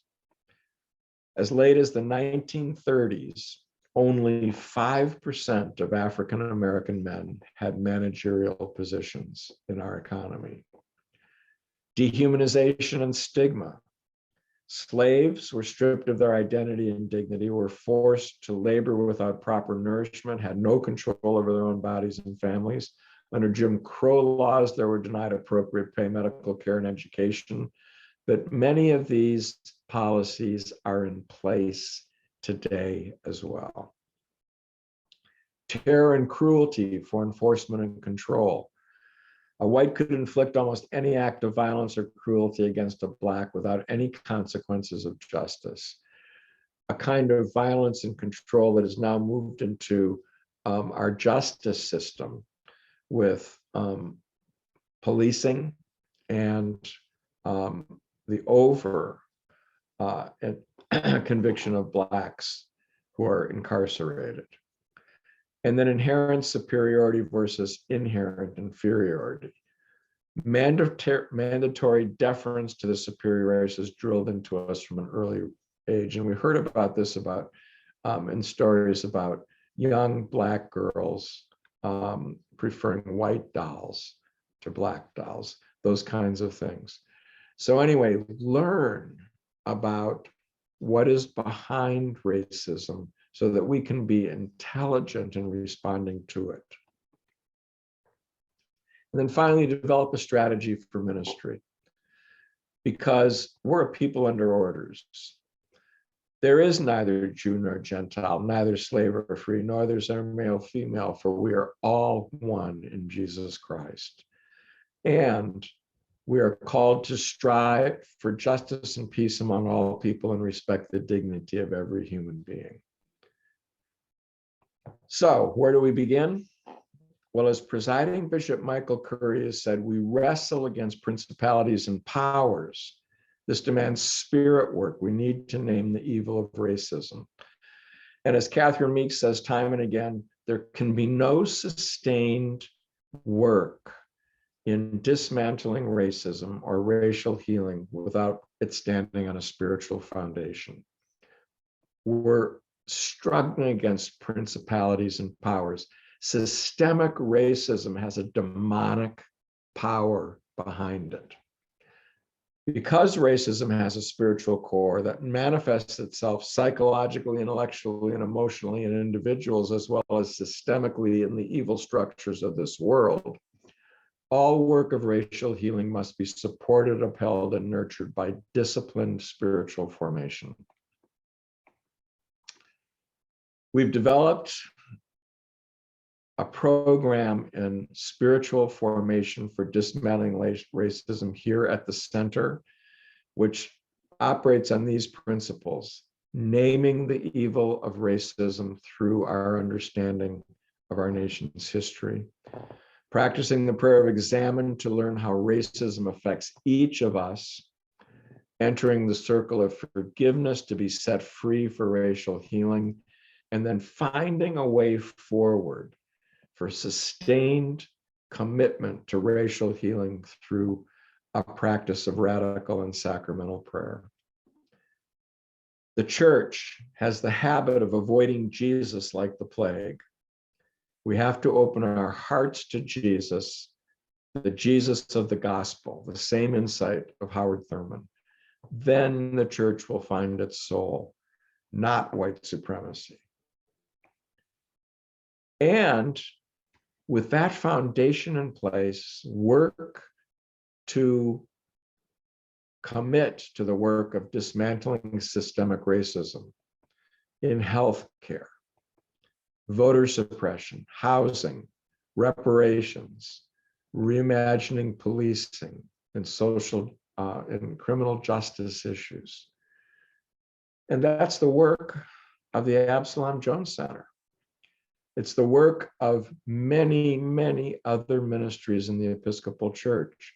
And you can all find places where you can commit yourself to this work with these principles in place.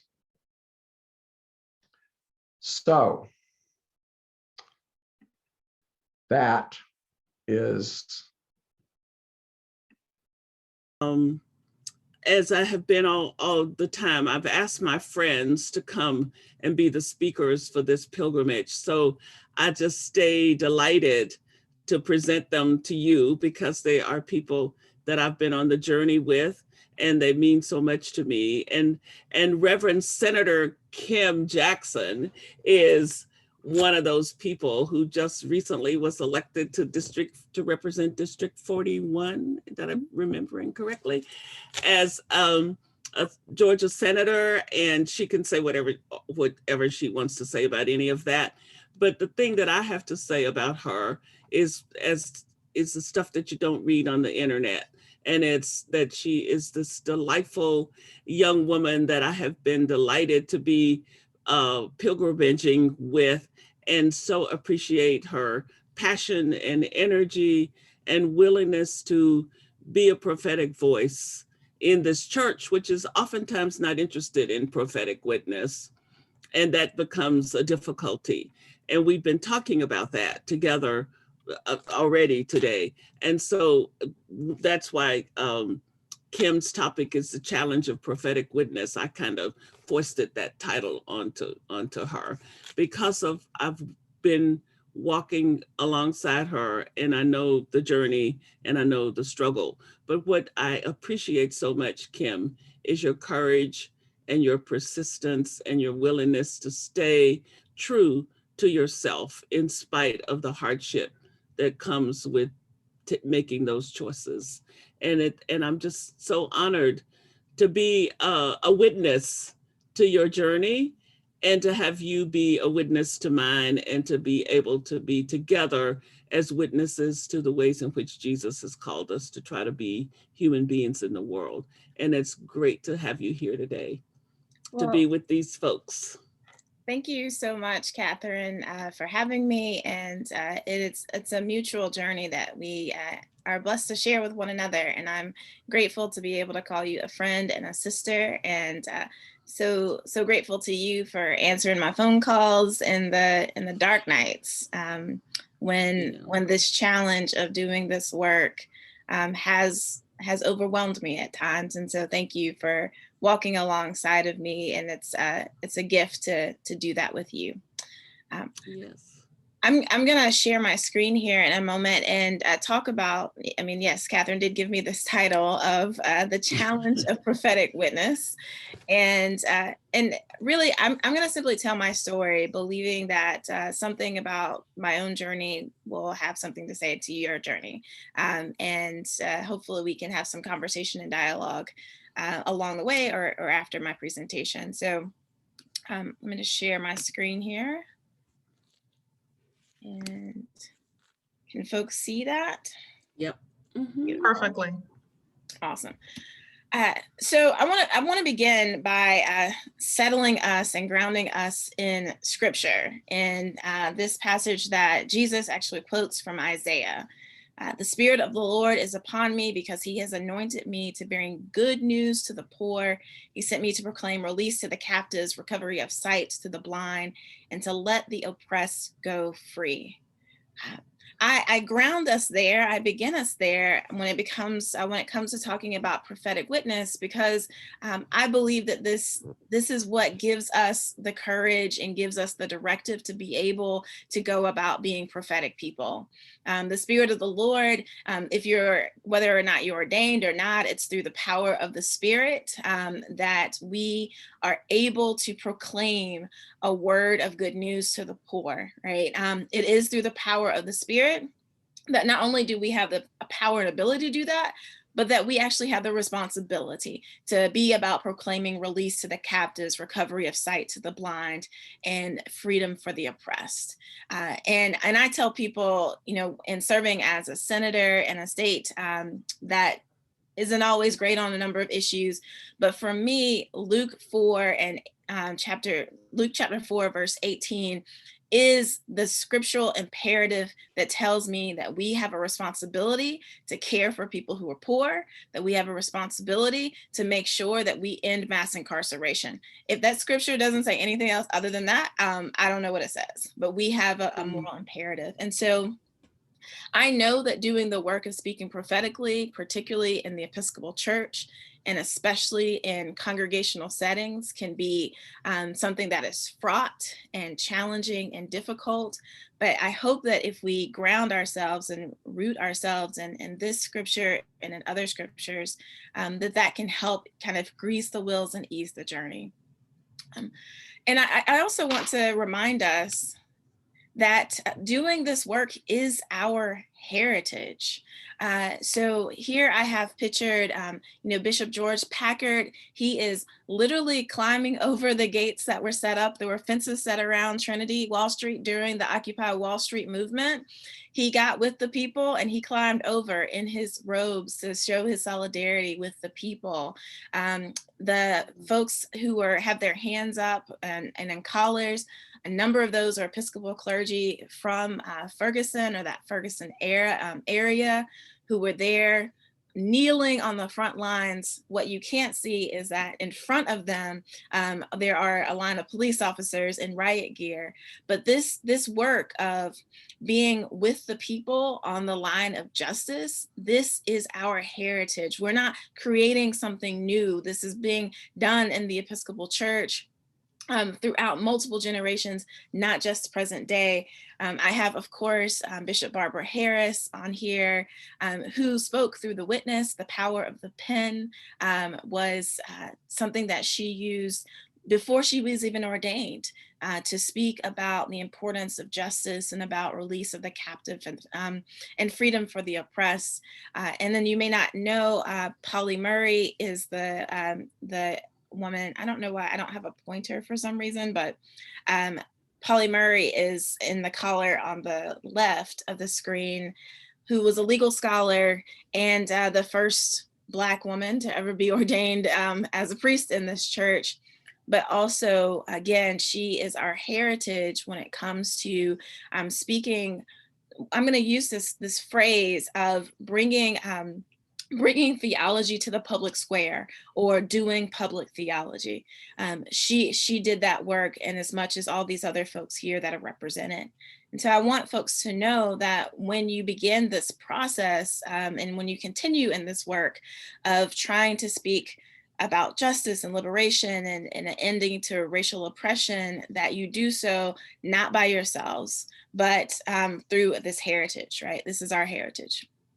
Martin Luther King also, I don't know, obviously Martin Luther King and so many others who were deeply rooted in the Christian faith have paved the way for us to do this work. And then I want to turn to my own story, a bit about my own journey. So I grew up in South Carolina in a time in which there were great debates about that flag, that Confederate flag in the middle of my screen, debates about where it could be, and also debates about when we would celebrate or if we would celebrate Confederate Memorial Day, and also about whether or not we would celebrate Martin Luther King holiday. That during my kind of early early adulthood, in my 18 and 19-year-old time, those were the debates of the time. And I went to college and I met these two pastors. One is much more prominent than the other, but one is Caesar Richburg, who was the pastor of Allen Temple AME Church in downtown Greenville, South Carolina. And the other one is the Reverend Jesse Jackson, who was also from Greenville, South Carolina. So at 18, I arrived in Greenville to go to college, and these two men were doing a type of pastoring that I'd never seen before.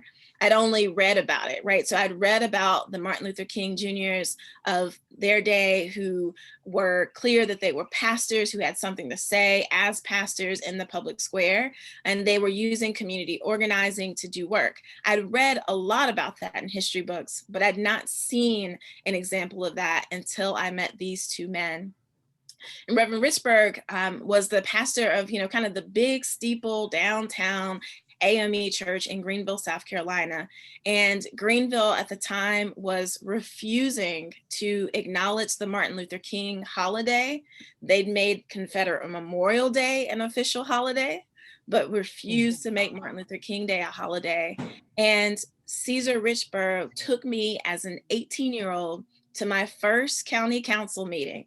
And I listened to him stand up and in the public comment section speak very clearly and directly about the need to address this issue because he was a person of faith, right? He spoke from the framework, from this lens of, as a person of faith, as a believer in a Jesus who calls for liberation and justice, we need to make different decisions.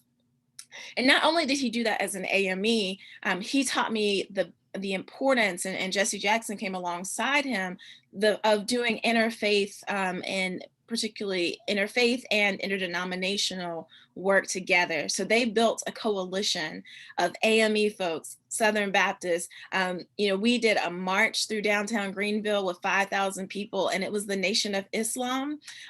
They served as our security guards. The Jewish community showed up, Pentecostal, right? So they really taught me how important it is that we do this work not as just Episcopalians who are out there doing our thing, right?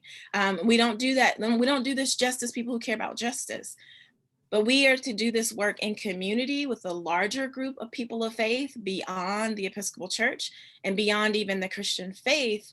And we're to do this work being clear about our stance as people of faith, that we have something to say about how we govern, how we engage with one another as a person of faith. And so that's a part of my own heritage that these two men really taught me in my young formative years. I want to turn just a little bit and talk a little bit about preaching and the task of preaching prophetically.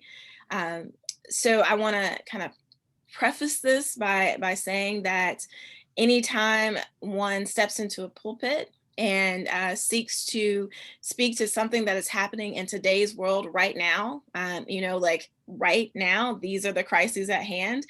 Anytime you do that, there's a huge chance that somebody in your congregation is probably not going to be happy about it. I've served at this point for a pastor for the last 10 years, and I have talked from the pulpit about any number of things, from Black Lives Matters to re-enfranchising people who have been imprisoned so that they can vote, all those issues. And I'll tell you, even in the most liberal of congregations that I've been in, somebody has always had something to say that was not necessarily positive about the fact that I would say that I was speaking prophetically about what it is that we are called to do as Christians. And they would say that I was speaking politically about what we should do as Christians. And so people have a problem with it. And I want to remind you all that you have Jesus. Like, you have Jesus on your side when you're doing this work. And so if people complain, that's just a part of it. Remember that you have Jesus on your side in this work when it comes to proclaiming the gospel from the pulpit. And I'm going to give you all an example of kind of how I have used the stories and the teachings of Jesus to have something to say about how we might live our lives together. So let me see if this will work. All of my examples today actually are going to come from me speaking at the House or the Senate, because those are the clips that I have. I don't have as many sermon clips, so. Well, good morning, and thank you, Speaker. And Mary Margaret Oliver, thank you so much for having me here. This morning, I want to begin with a story. In the early 1st century, there was a great teacher named Jesus who appeared on the scene in Palestine. Now, we don't know the extent of his academic pedigree. I mean, he clearly didn't graduate from Georgia Law or any great place like that. But we do know that he was considered to be very smart, thoughtful, and a wise teacher. In fact, because generations upon generations have shared stories about him, we know that Jesus has become considered one of the greatest ethical and moral teachers of all times across religions. He is the one who made famous the edicts to love your neighbor, to clothe the naked, to feed the hungry, and to care for the prisoner. So one day, that great teacher, this great ethicist, was going about business as usual, surrounded by his usual constituents, when a woman approached him with a request. Perhaps it was her accent, or maybe it was just how she looked, but it's clear that there was something about her that made Jesus know that she was not the kind of person that he normally associated with. And so this very busy teacher opted to ignore her. But she was persistent, and she asked again, "Jesus, can you help me?" And perhaps he was feeling a bit perturbed that day, or maybe he was distracted by the many important tasks that he had to do. So Jesus rebukes her. Put in modern language, the great teacher says to her, "Look, I'm not here for you people."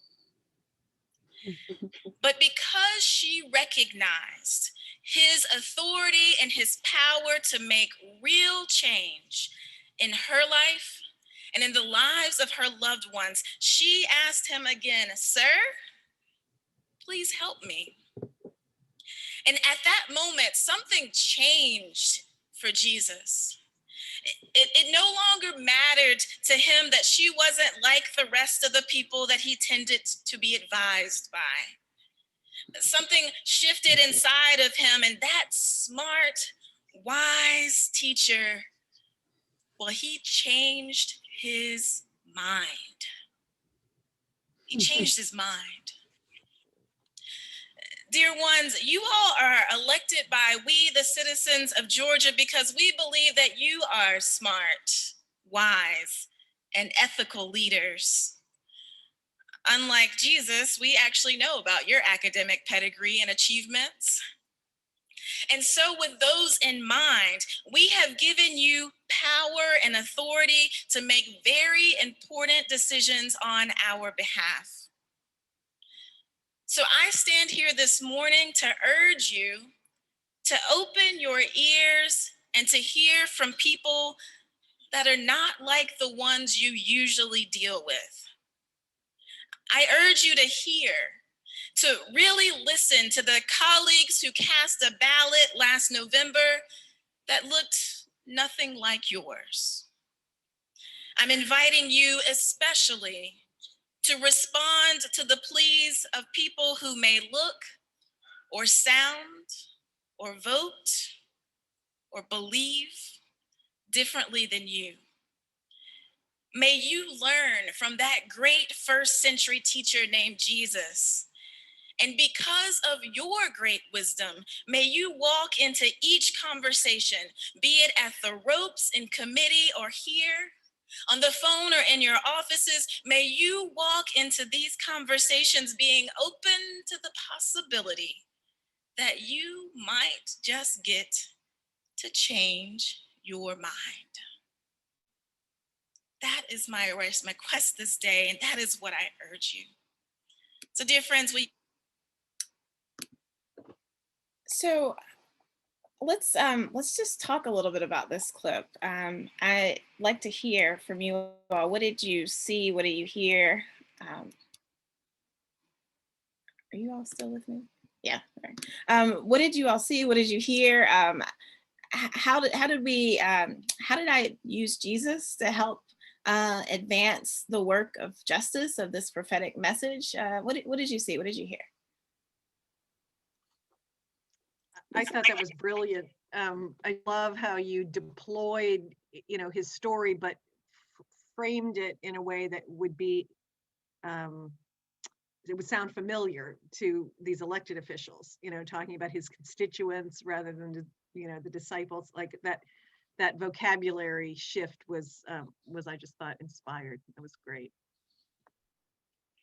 Using positivity as opposed to negativity.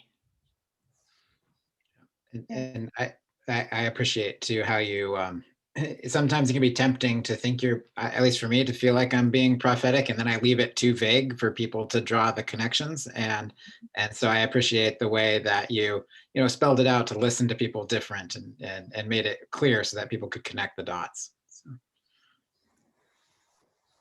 This is Hazel. I really appreciate that you gave them, well, you spoke the wisdom that already existed in them, sort of like naming for them, you already do this, you already have this, here's a framing. I really appreciate that. You were talking to people, many of whom probably have the idea of, what would Jesus do? And you just laid out, what did Jesus do? And we can be like him. You can be like him. Yeah, you really honored the narratives and stories that so many of these powerful people use. They know their gospel, they know their Bible, and so you just spoke right to them in that common language in a story that's there. That's it's not. They know that's there. So I thought that was brilliant. You spoke their language and you spoke truth to them through it. Yeah, I was just saying, ironically, I had a number of Southern Baptist people come up to me and ask, where is that in the scripture? I don't remember that story. Wow. Yeah, but go ahead. Somebody was speaking. Dominique? Yes, that was very, very profound. I think that it reminded people that they have permission to change their minds And sometimes when we're so stuck on our ideologies or whatever we believe, we don't leave room for growth to say that I believe this today, but tomorrow or later on today, I can change my mind and that's okay. So you freed us into that liberating space. And Yeah. you didn't try to tell them what to do. You just said, listen to the people. Kim, to me, it was this sense of, I think what you did, and then you invited them to do something similar, was that I think the habit, and your reference that a few Southern Baptists asked you, where was that in the scripture, is that you opened it up in a way of something that I think they thought they knew. And then you showed them, well, let's take a closer look at this. And I think what was going on, I'm not certain what was in your mind, but it reminded me of a quote that often American Christians read the Bible as Americans, or I can even be more direct, you read it from your lens if you're white or whatever. So you read the Bible as, they were reading it as a Georgia politician of whatever party, but let's just say that's how they read it. As opposed to the purpose of the Bible is to read the context that you're in, so that instead you would be actually reading the Georgia political context biblically, or reading America biblically. The difference is the Bible should be the lens, not being an American or being white or whatever is the lens. The Bible is the lens to read the situation. And that does require a fresh, a new set of glasses or something to look at it that way. And I think that's what maybe threw a few of them off, is you invited them to examine it in a different way. Jason? Yeah. You're still on mute, Jason. Thank you. I was really impressed by the way that, there was nothing that anybody could object to in what you said. And that's not to say there aren't times when we are supposed to have a prophetic witness that could be hard to hear. It sounds like you discerned that in this context with these people, what you needed to do was to give them nothing, either in what you said or in your demeanor, that would give them any reason to dismiss you out of hand, that would alienate them. It was very much a come let us reason together kind of thing. And I just, I was powerfully struck with how positive that was. I think the invitation too, Kim, it's an invitation. It wasn't like you're standing here with an edict, but here's an invitation. And that too helps when people can hear what you're saying as inviting them into something rather than trying to tell them what they haven't done. Here's an invitation. Even if you've done this before, here's an invitation to do it again. And I thought that was really neat too. So, yes, Mary. Yes, ma'am. Felt like you were being a very adept spiritual guide or director and gently showing them, opening this up to them in a way that maybe they hadn't thought about before. Thank you for that. Yeah. So I'll offer this as an example for all the reasons that you all looked up, and to really name that. I think oftentimes when people think about prophetic witness, that there is this kind of image of like, you should do this, and this like overwhelming kind of, I stand up on high from the pulpit and talk down to you, or from the rostrum in this case, right? And what I have found in this work is that people shut down from that. That's not actually what helps move us to a new space, and that we can say hard truths. So underneath that story is, there's a hard truth that Jesus, this great wise teacher, dismissed somebody out of hand. That's a hard truth for some of us to have to wrestle with. And yet we can tell that story in a way that doesn't point fingers, and but simply invites people to consider that, and then to consider for themselves, what does that mean for them today? And so as we think about doing this work of trying to help move people beyond perhaps where they normally find themselves, and into new spaces of thinking about race or thinking about justice and class in different ways, I really just want you all to remember that you have Jesus as an example, and you can use his stories in a way that perhaps can move people differently than if you're just kind of speaking from theoretical framework. So that's one of the places. And if we have time, I'll show you another clip of me doing that. But let's see. I want to. Yeah, Walter, there's a question for you in the chat. I'm happy for you to answer it now if you would like. Yeah, I think what you're quoting Rob Bell, Zachary. I think that's right. I mean, and I don't know if Rob Bell, but I suspect he might have read my quote comes from William Stringfellow. He was the one that coined it, and it was in a particular critique of American Christianity. And I'm not sure when Rob Bell said that, but that's what the deal is. We read it as we are Americans in the most powerful nation in the world, and so on. Which really means we should, and I wish Richard Hughes was here, because I started reading up on him yesterday. We really, we're in Rome. we are Rome in a global sense. So thanks for picking that up. Yeah. Thank you all. So, I've talked a little bit and a lot, hopefully, about Jesus and us being rooted in this work in Scripture, because that is, I think, needs to be our grounding source. And then I want to invite you all to tell people what you know. So when you think about preaching, teaching, being in context with parishioners, with congregants and Episcopalians, is to tell them what you know. And, I have here a couple of photos for me. All of these are death penalty related. I've been doing anti-death penalty work for the last 15 years or so here in Georgia. And so when I talk about, I did a sermon in which I shared a story about a woman named Kelly Gisson-Danner, who at the time was the only woman on death row. And I talked about her and really was able to share her story in a way that I think for people who were sitting in my congregation who may or may not feel the same way that I felt about the death penalty, they left that sermon feeling something differently, at least about Kelly, because I was able to tell them what I knew about her. And so as you all think about doing this work, I want you to tell people what you know.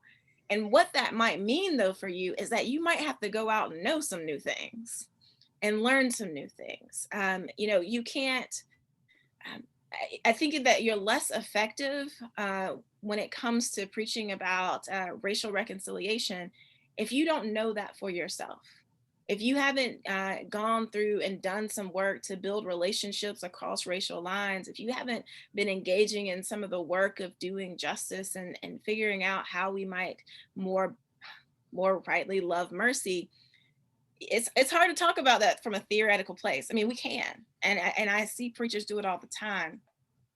But I think the true challenge of doing this work well, of speaking and preaching prophetically, of engaging in prophetic witness, it requires that you be able to say, I know this because I've engaged in the work. And I think that's part of what this pilgrimage that you all are on is about, is helping you to know these things, right? And so I want to just kind of highlight that from you all, that it's just important to talk about what you know, not what you've heard about. Less about what you to use some language from Brian Stevenson. It's important to get proximate to this work So, if you want to talk about doing the work of ending mass incarceration, getting proximate, getting close to knowing about what it is to be incarcerated, and I'm not saying go get arrested, but knowing people, being in relationship with people who have been arrested, changes and helps to get you into a better space to be able to speak about these things in a way that's much more compelling. So tell them what you know. And again, even if that knowing is just knowing that you come from, if that knowing can include and should include what you know about Jesus, what you know about the stories of our scriptures, because our scriptures have had something to say and continue to have something to say about how we might do this work. And in so doing and telling what you know, tell your own story, right? And so this is a picture of me in Ferguson, during the uprisings after Mike Brown's shooting, and I can tell people in a whole nother way what I know, and I can tell my own story of what it was to be in that space. That for one thing, it helps to change the narrative of what people are just learning from the news and just just hearing from social media. It's a different story. And so this is really an invitation for you all to go out and to get engaged in this work, to join your local race and reconciliation organization that's not necessarily church affiliated, right? To get on the ground. If you were in Atlanta, I could, there are a number of organizations that I would encourage you to look into. But that way you can tell people what you know, and you can tell your own story, and people can connect with that in a different way that makes it a little bit harder for people to complain about it when you stand in the pulpit or when you teach a class about these, because suddenly you're saying, no, like this isn't just theory. This is, I've walked in these shoes, and I've walked alongside other folks in this work. So I think that's one of the important pieces of this work. And I acknowledge that it's challenging because it means that you have to actually engage with people that you may not normally be engaging with. And you're going to have to do something a little bit differently with your life, perhaps, and your time than maybe you would normally. I'm going to share another clip here. Actually, it's not the one I want to share, just to again, to tell your own story, and to really be able to lean on that. So we'll share that. Thank you, Mr. President. I rise today to tell a story that will make my daddy proud, I think. Much like the senator from the 8th, I come from country people. Now, it didn't take us 40 miles or 40 minutes to get to the grocery store, but it wasn't a short ride where I come from. And so where I come from, you don't have people that you can just call real quick to come and fix things for you. If something was broken, my daddy had to pull out his tools and he had to tinker with it until it got fixed. And if he couldn't fix it, then he called his brother, my granddaddy, and together they would work on fixing the problem. One of my favorite memories is standing on a chair looking into the hood of his pickup truck while he tinkered with it to fix it. When I was about 10 years old, I decided that I wanted to be like my daddy. And so I went and I lugged the big Electrolux vacuum cleaner. Y'all remember those big ones? I lugged it into my room, I closed the door, and I pulled out my little toolkit that I'd received for Christmas. And I decided I was going to fix it. So I took it all apart. And my dad, you know how parents, they always know when their child is up to something they're not supposed to be up to. So my daddy came and he said, "Kim, what you doing?" And I said, "Daddy, I'm trying to fix the vacuum cleaner." And he said to me, "Well, baby, what was wrong with it? I didn't know it was broken." And I tried to come up with some reasons, some explanations. But at the end of the day, I just had to look at him shamefaced and say, "Daddy, it wasn't broken. I just wanted to be productive. It wasn't broken." And my dad looked at me in the eyes with deep compassion and he said, "Honey, I want you to remember this. If it ain't broke, don't fix it. If it ain't broke, don't fix it." Friends, we have spent months and months and countless dollars, proving to Georgia citizens and to people all over this nation that our electoral process ain't broke. And so I just ask you all to take the advice from a good old rural country Black farmer from South Carolina. If it ain't broke, don't fix it. I yield the well. So let's talk about this.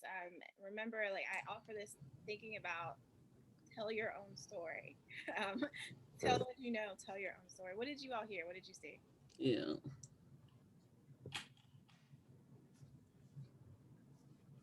I could just see you doing that, Kim. I think it's a story we can all relate to, especially the if it ain't broke, don't fix it. So that was the catch line for me anyway. I think telling a humble story is really, is also really smart because you puts yourself in a vulnerable place and about how you learned that lesson. And it creates a much more mutual space than a different kind of story. I think it's disarming. I think it cuts through. It's sort of like poetry. It cuts through a lot of stuff. It reminds people of another place. I mean, people sit with everybody's on their horse, poised with their ready to blow you out of the water, and you come talking about being a little kid fixing a vacuum cleaner, and that they've got to, and if nothing else, they've got to back up and recalibrate themselves because it throws them out of that energy of resistance before you ever get to speak, I think. Absolutely. I mean, you could have stood up there and just gone straight for the punchline. If it ain't broke, don't fix it. But I don't think you would have had the same impact. And that's a lesson for me. Yeah. This is Marianne. I think I would add that I could hear in your words talking to a number of different audiences at the same time. And so if your words were ever picked up outside the chamber, it had a resonance that would go to a lot of different places. I thought that was really clear to me, Ken. And to add to the relatable comment too, I think, many of us probably, myself included, can share with those memories of being a kid and mysteriously looking into the hood of the car with your parent or whatever it is, a vacuum cleaner, gardening equipment, that sense of mystery and parental bonding that can happen with something that's so very relatable. Mm-hmm. It was masterful that in a way that did not feel mean-spirited at all, you were able to name how childish the behavior was that was going on. I mean, you were basically calling them out for being very childish and making a mess of something that wasn't broken. And you did it with no malice at all. Yeah. Yeah. I think it's helpful for me when I hear your story to remember the adage that the shortest distance between 2 points is a story, because then you're not just trying to hit them with your point. You bring them into the story and they connect with your story, and hopefully they can feel themselves and make their own connections with it.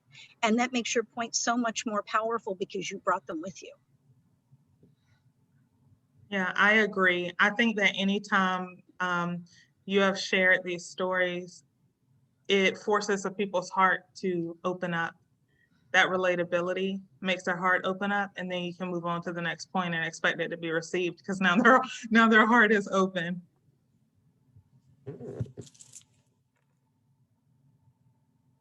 So, I've offered you two different examples. One is I tell the story of Jesus in a way that's relatable, that I think people can kind of get connected to, and it speaks to them deeply because they know the gospel, and it's like, oh, Jesus, my friend, I want to hear about him, right? And then I dig into my own story, right? I tell the story that I know, and part of that work is, I think, how we can help get people to start moving in another direction. Or moving further from where they are before. is by just being clear about who we are. Oh, you guys can't hear me anymore? Yeah. It's just very, very low. The sound got a little wonky, but I could still hear you. Why the sound is bad? Let me see. That's better. Okay. Are you guys okay now? Is it better? Or? Yeah, that's Yeah, it's better now. That's better, Kim. Okay. All right, good. So yeah, I think I want to just go back to and emphasize, tell your story, to tell what you know, what you've seen. And some of that may be because you've been engaging in justice issues, and I hope that that is part of it, right? Like at some point, I hope you tell the story of what it is to be on this pilgrimage.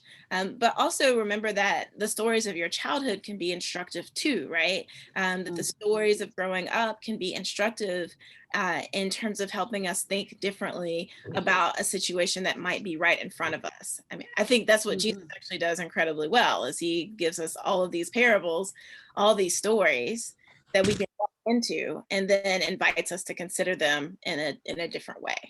So as you do this work, because it's challenging, I'm trying to offer some tools to help you kind of navigate some of the pitfalls that you could easily fall into if you didn't use a little lighter touch, perhaps. And then I know that you all are tasked, you're going to have to come up with a project or something as a result of this. And so I want to share a little bit about some programming that I've done in congregations that's also related to doing justice in the world and thinking more critically about issues of race and justice and class, just to give an example of some other strategies and ways beyond preaching, beyond speaking, that you can do this work in your diocese or in your congregation. So I'm going to share this. So I served in a kind of, Dina, did you want to ask something before? No, I think I just forgot to put my hand back down. Sorry. No problem.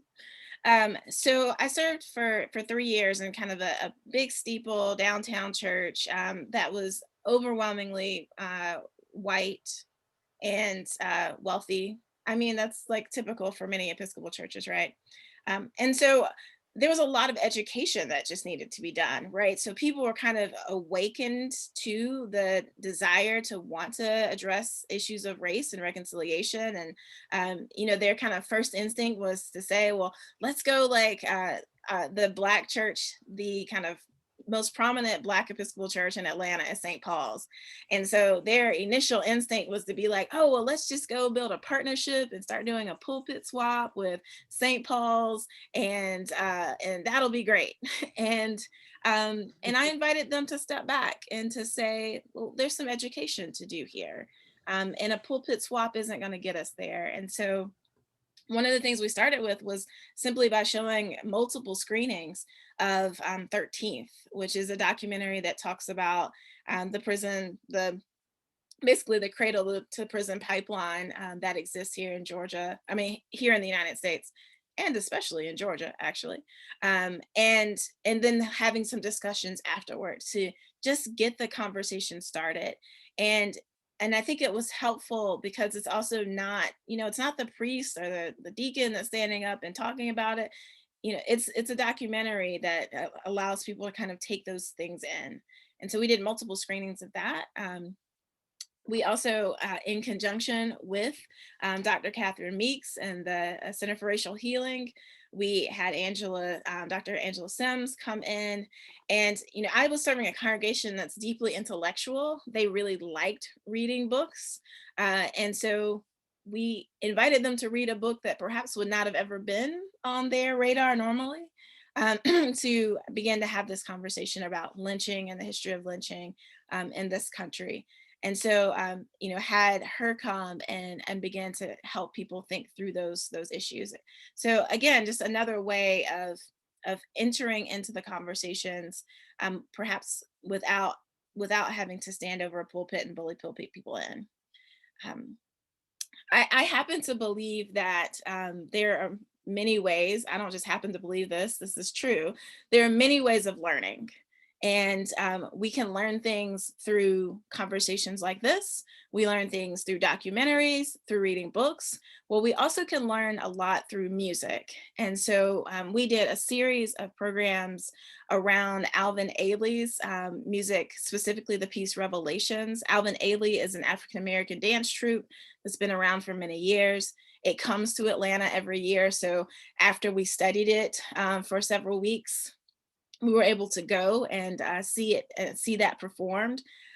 But also we actually brought in a dance specialist who actually had Episcopalians, like, you know, us, get up out of our seats and like moved and had open space, and people moved their bodies.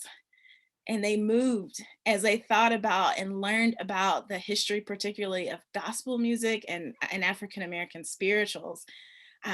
Because we want, you know, this work that we're called to do, it's not just a head work, right? It's not just, we need to know in our heads that racial reconciliation, racial justice, racial transformation, we don't need to know that just in our heads. We need to know that in our hearts. And ultimately, we need to be able to embody that. And so we did this work that invited people to actually move their bodies as they listen to the music, to try to help them to know it bodily. I mean, we love and serve a God who became flesh, incarnation, right? And so really trying to speak to the incarnational aspects of people in order to help with this work. Another program that we did was we took a pilgrimage. This was pre-COVID, obviously, so we didn't do it via Zoom. We actually went. And if any of you all live in, I mean, any city where you live, there are often tourist sites that people go to. And if you've lived in the city, perhaps you've never gone. And that's very much true for us in Atlanta, the Center for Civil and Human Rights. Many of us who live here had never gone to it. And so we journeyed there, and we journeyed there with prayer and intention in all the ways that you do a pilgrimage intentionally to engage in this exhibit and in the museum itself. So again, another opportunity to have the conversation, but have it mediated through someone else or through another venue, like a museum. And so we did that as a stepping stone through this process of thinking about and being about racial reconciliation. I'm a Black woman, and I think that people should know about the beauty of Black art and Black culture. And so there's an African-American, it's a HBCU that's here in the backyard of Atlanta, Clark Atlanta. And so we went to the art museum and saw Black art, and we're able to, again, think about and learn about Black art and Black expression in a context outside of the church, right? Outside of the church walls. And so I offer that as another part. And that was a part of our Lenten practice, a Lenten formation, that we did this work of building beloved community across difference. And I think that this was kind of the culmination of all of this work, was that Dr. Meeks joined us for a pilgrimage to the DC Museum on African American History and Culture, in which people, literally traveled from Atlanta to DC on a multiple day pilgrimage to engage with this work more intimately and more intentionally. And it also helped in the process of preparing for that, build community. And they began to have a group of peers that they could talk to about this work, because you start seeing, it's Sunday school classes, right? So you start seeing the same people in the Sunday school classes, and you're reading the same books, and you're watching the same documentaries. And so suddenly, particularly in a church like I was serving, where you had like 3 people who thought they were the only people who cared about this issue, they suddenly discovered, oh, it's more than just 3 of us. There are like 25 of us who really want to dig deep into this and learn about it. And so this was kind of the culmination of that. And that group, when you travel together, you get even closer, right? And so that was a part of it, so that they could continue to seed and do more work along the way. So I just wanted to, because I think that programming, I want you all to kind of have a more full view of this work, because I think it's important to think about things not just from the preaching standpoint, but also from a programmatic standpoint, and other venues and other ways that you can bring different people and different voices through film, through art, through dance, in to help further the conversation. So. And yet yesterday, Kim, we had Skip Walker talking about using jazz as another modality for doing this work too. So music is such a powerful way to feel and know, and yeah, it really can be really shaping. So that's great. Do you guys I don't have time for questions. Catherine, you asked me. Yeah, you do. There's time. Yeah, so that's the end of my kind of formal presentation, but would welcome questions, conversation about the things or any of the things. So. And I forgot to say that Kim is the vicar of the Church of the Common Ground, which is our parish here for folks who are living without homes, out living outside or without shelter. Is that how we say that? That's right. I talk about it as people who sleep outside. That's how I talk about it. But yes, it's people who are without shelter. I was curious what was going on in the picture. There was quickly a second picture you showed from Ferguson. Oh yes, so let's see. Yeah, I can show that picture. So I was in Ferguson during the uprisings, serving as what now we've kind of titled a protest chaplain. And this picture was captured by the New York Times of a young woman. Her brother actually had just been shot by the police during a protest, and so I just happened to be there when that happened, and was there to try to comfort her in the midst of great anguish and grief and chaos, because there had just been another shooting with a police officer involved. And yeah, there's more that I could say about that, but that's what's going on in that picture. Thank you. Was her brother killed? He was not killed. Thank God. Yeah, he lived. Good. Other comments or questions? I have a question. Thank you for this powerful presentation. My question is, as you discussed about the power of sharing our stories, what are the parameters for you for sharing someone else's story, if it happens to be more relevant to the situation than your own? Specifically, conversations maybe that I might have with a white person. A white friend told me once, she says, there are things that I would like to share, but I feel like I don't have a right because I'm not Black. So again, when is it appropriate, in your opinion, to share someone else's story to still drive a point home as opposed to your own if it's not as relevant? Yeah, I think that there's a lot of caution in that that I would offer. So one thing, when I've told other people's stories and been clear about it, I ask for permission. And I think that's really important. Like I've seen people lift other people's stories completely, and that's just not okay. So I've certainly have asked permission where I could, like if I could find the person. I shared Kelly Gissendanner's story, and she was in prison, so obviously getting permission from her was not possible. But what I did do is made it really clear that was her story, right? And then the other times, another angle or tool that you can use is to tell your story of what the impact was from hearing that story, right? Oh, that's a great strategy. You see the difference. So it's about, as a result of your encounter, this is where you were in it. And so it's just kind of a change of perspective, right? I mean, my dad could have told the story about me, tearing apart the Electrolux vacuum cleaner, which, by the way, I never could put back together again. Like he could have told that story too from his perspective, and it's just as much his story. But So I think that's one of the ways, is to talk about from your lens of the experience as well. So I hope that's helpful. Very And Kim, in Kelly's case, a lot of Kelly's story was already pretty public too. I mean, around her case anyway, and the resistance, I mean, the effort to save her life. Right. But I think it's important to be careful that if you're telling a story, to make sure that you've told it in a way so that you're not making it like your story. I've watched people do that. So, you know, somebody tells me something and it's their story to tell and not mine.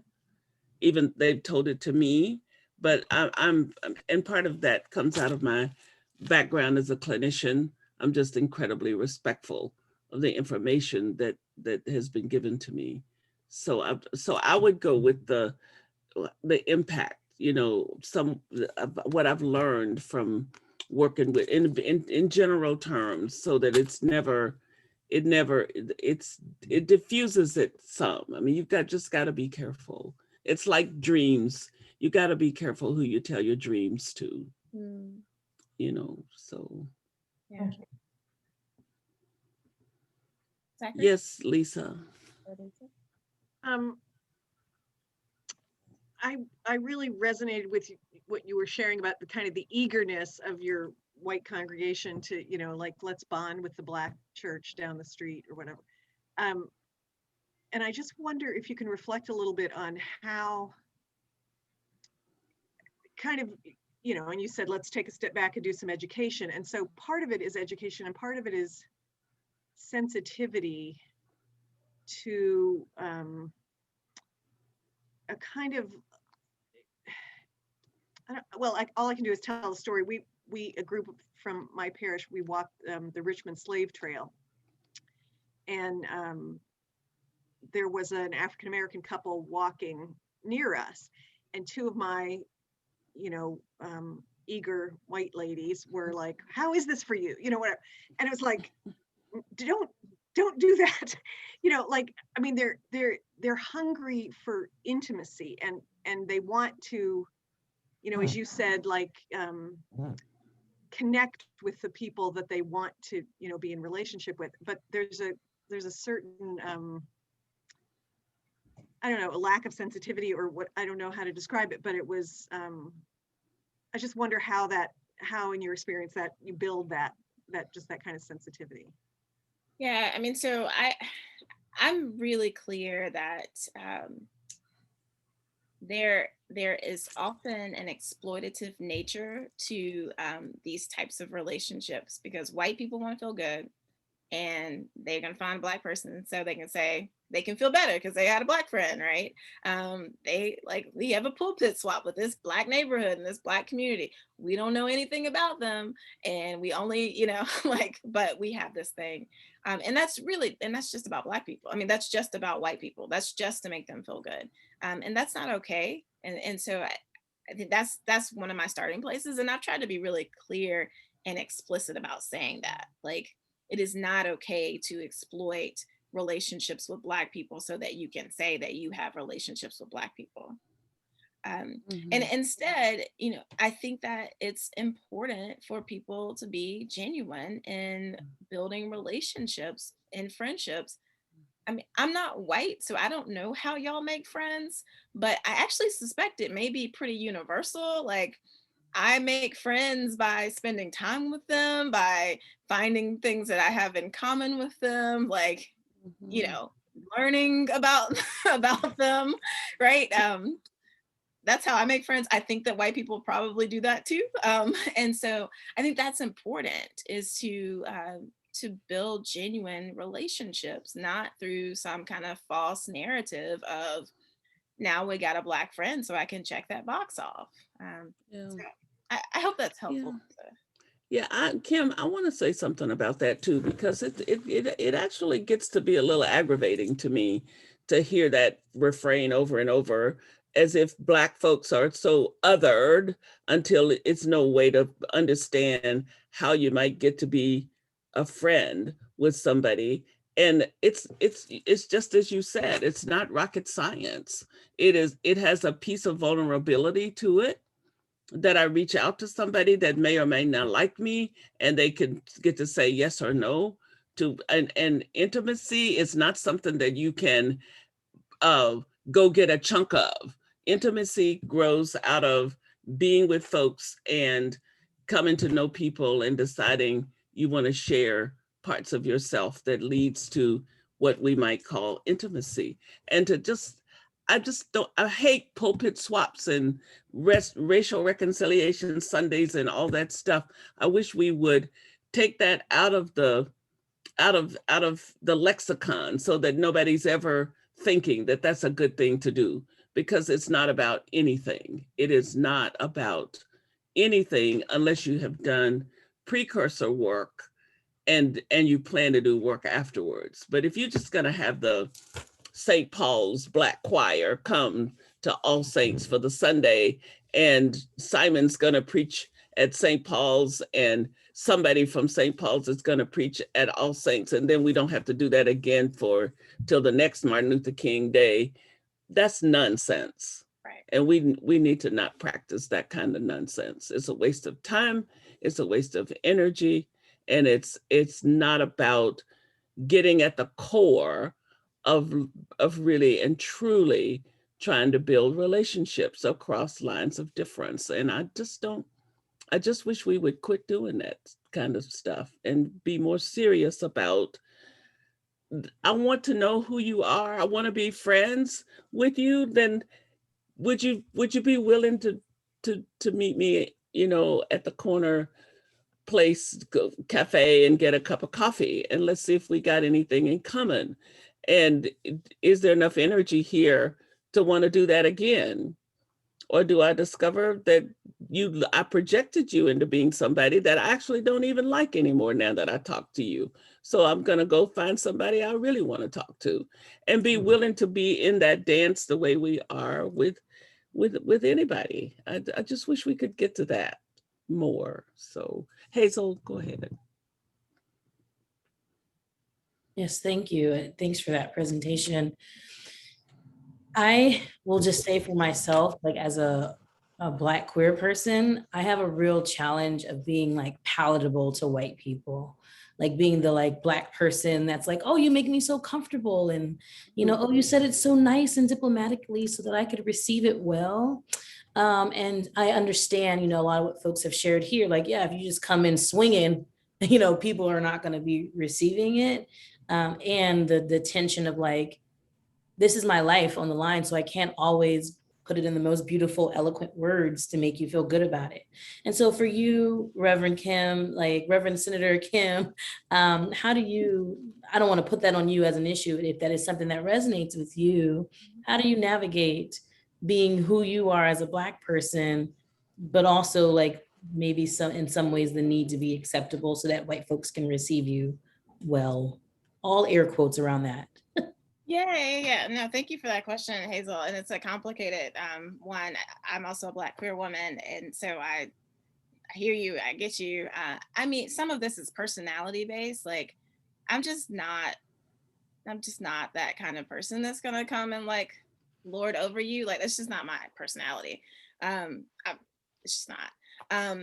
But I don't have a problem, and I think this is important. Like when I tell my story, I don't have a problem telling my story that includes the ways that I have been hurt, and the ways that systemic racism and systemic homophobia have shaped and changed my life, and not for the better, right? I once preached a sermon at that same Happy All Saints, and I talked about living in a world in which in which my spouse and I have to make a choice about whether or not we send our children, if we have children, like whether or not we send our children to a school with kids who look like them, or to a school that has strong academic rigor, and that white people don't have to make that choice, right? And I could tell the story about talking about, and I talked in that same sermon about what it is to not get the same amount of pay as a white person, and never know if it's because I just don't do as well as them, or if it's because of racism, right? And so I'm willing to tell those stories but generally I don't spend a lot of time being angry. Like, I mean, Catherine and I talk often enough. I can be angry, but that's actually not where I spend a lot of my energy. And so I think that's part of how, so it's not that I'm trying to be palatable to white people. It's just, I'm not interested in being angry. And so I present things in a way that's, I think, a less caustic. But that's totally personality. And if that is who you are, then I think it's important to be who you are, right? Does that make sense? Yeah, I want to be clear. I don't assume myself to be angry, but sort of like sometimes I think of like Angela Davis and Tupac in the 90s were saying the same things. But, Tupac was like, hey, people are poor and y'all are doing things wrong. And he's saying it with a lot of gumption. And Angela Davis is like very eloquently, poetically waxing with the same concepts. And so people are going to kind of like listening to her, but not listening to Tupac. So I think of it in that way. So like sometimes it's hard to like get all the words so poetic and, easy to receive because I feel the urgency sometimes. But yeah, I really appreciate what you're saying of like, some of it is about natural disposition and character. A part of that conversation. Thank you for that. Yeah. And Hazel, I do think there's a whole issue too around the fragility piece of if we speak with passion, how is that construed? And a lot of what's construed as anger is not really about anger at all. It's about passion. Or if it is about anger, it's fine because the passion anger maybe helps to create passion. I don't know. We could talk about that, but it's this business of, having to worry about being an angry Black person is just nonsense for those of us that are passionate and ready to, as my father would say, cover the ground we stand on. We're not apologetic here about our passion because our children are being killed in the street. So you want me to be milky toast about that? Then you don't stand a chance of getting that response when I know that these things are happening. And so I think that it's a lot of it's perception more than anything else. And that we as African Americans, and particularly women, maybe men could say the same thing, have to be careful not to fall into that trap of, let me be careful here because, I'm not going to go around with a baseball bat knocking people over the head, but I'm going to tell the truth with all the energy that I choose to tell it with. And then whatever happens. And to be compassionate. I'm always wanting to hold up the banner for make sure that you're speaking out of a compassionate place and being unapologetic about what you're saying.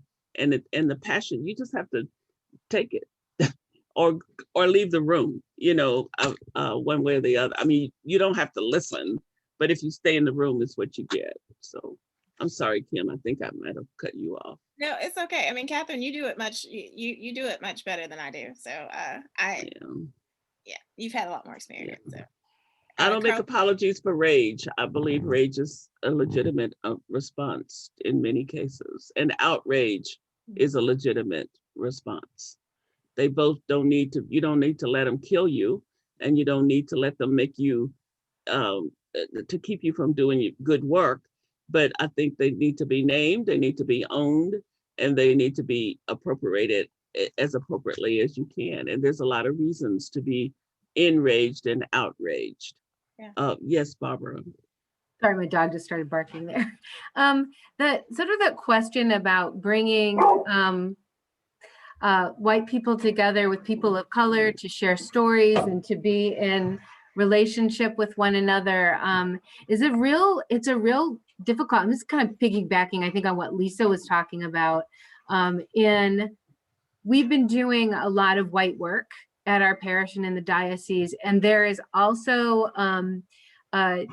this kind of call for people to come together and tell their stories. So like there's even on like our anti-racism commission, we hear this, people just sit down and tell their stories to one another, Black and white people, they'll get along. And all you need to do is tell stories. And I've been very hesitant to sponsor that kind of an activity because of the feedback that I've often gotten from people of color, like, my stories comes at a much greater cost than your Yeah. story. And yet at the same time, we have people of color in our sort of in that mix that are like, all we got to do is tell one another our stories. And I'm not sure how to balance that. I know there's a story sharing program through the National Church. I'm not sure if that's something that as a diocese we should sponsor and set up. What I'm hearing you say is on a very local level, on a very personal level, have those relationships. Are there, the other piece, I'm sorry, this is long-winded. The other piece I worry about is us doing really siloed work though. And like, when do we come together? Is it ever possible to undo the fact that white audiences and Black audiences are very separate? And we're not very, we've lost our ability to become diverse. And anyway, there's the whole blah. I'm not quite sure what to do with all that. Catherine, perhaps you can answer this better than I can, but my initial gut reaction is to say that white people are less diverse and have less the opportunity and figured out the way to be diverse. I mean, there's really great statistics. The vast majority of Black people in this world have relationships with white people. I mean, we kind of can't not, right? In this country. So Black people, if you poll Black people, they will tell you they actually have 2 or 3 close white friends. But you poll white people and they ain't got no Black friends. So this is a white people problem. Like that's what I know. This is a white people problem. And Kim, the storytelling is like everything else. If it's not done in the context of relationship and relationship building, it becomes voyeurism. That's right. And I think that for me, that's the rubric. Why are we telling the stories in the first place? And Carla, I'm sorry, I didn't see your hand and I'll come back to you in just a second.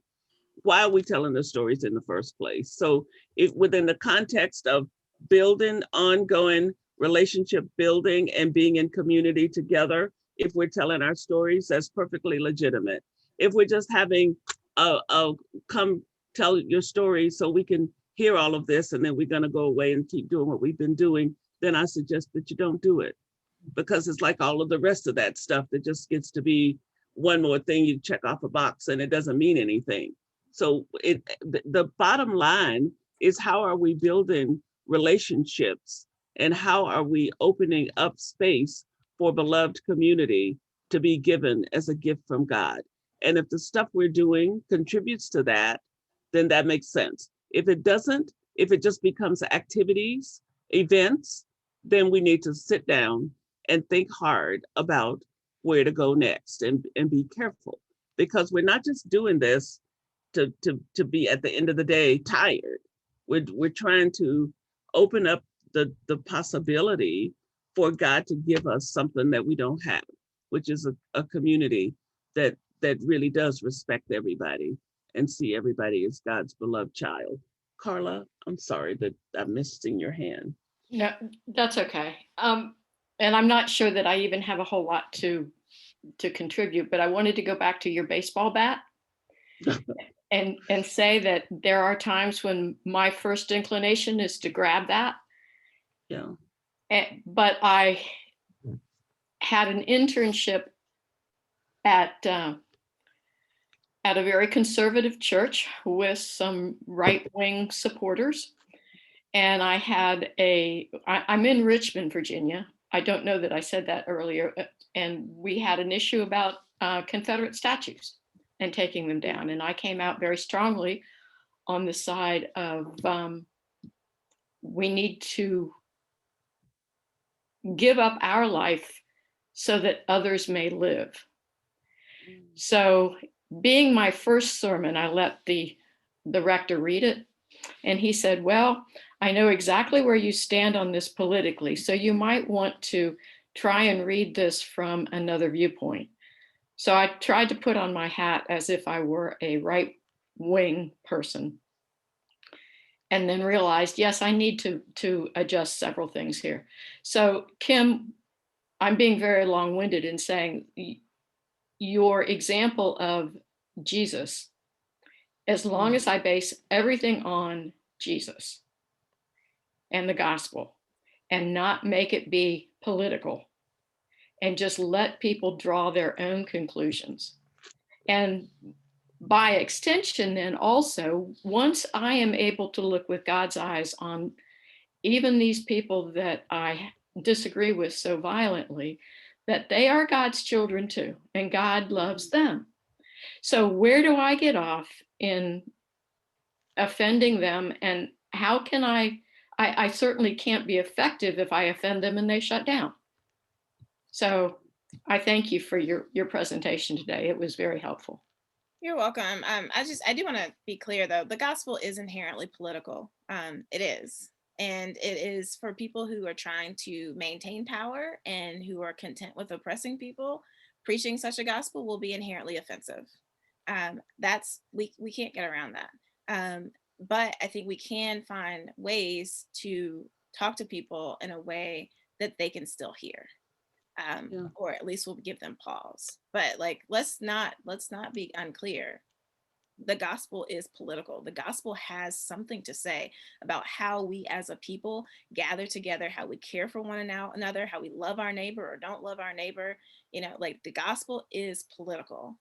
And for those who don't want to live into it, it will be offensive. Yeah. Thank you. I gotta go. Bye. Thank you so much, Kim, for coming to be with us. Thank you. Many blessings to you. And tell Trina hello. I will. Thank you. All right. Thank you. Take care. So I want to, as I asked her earlier,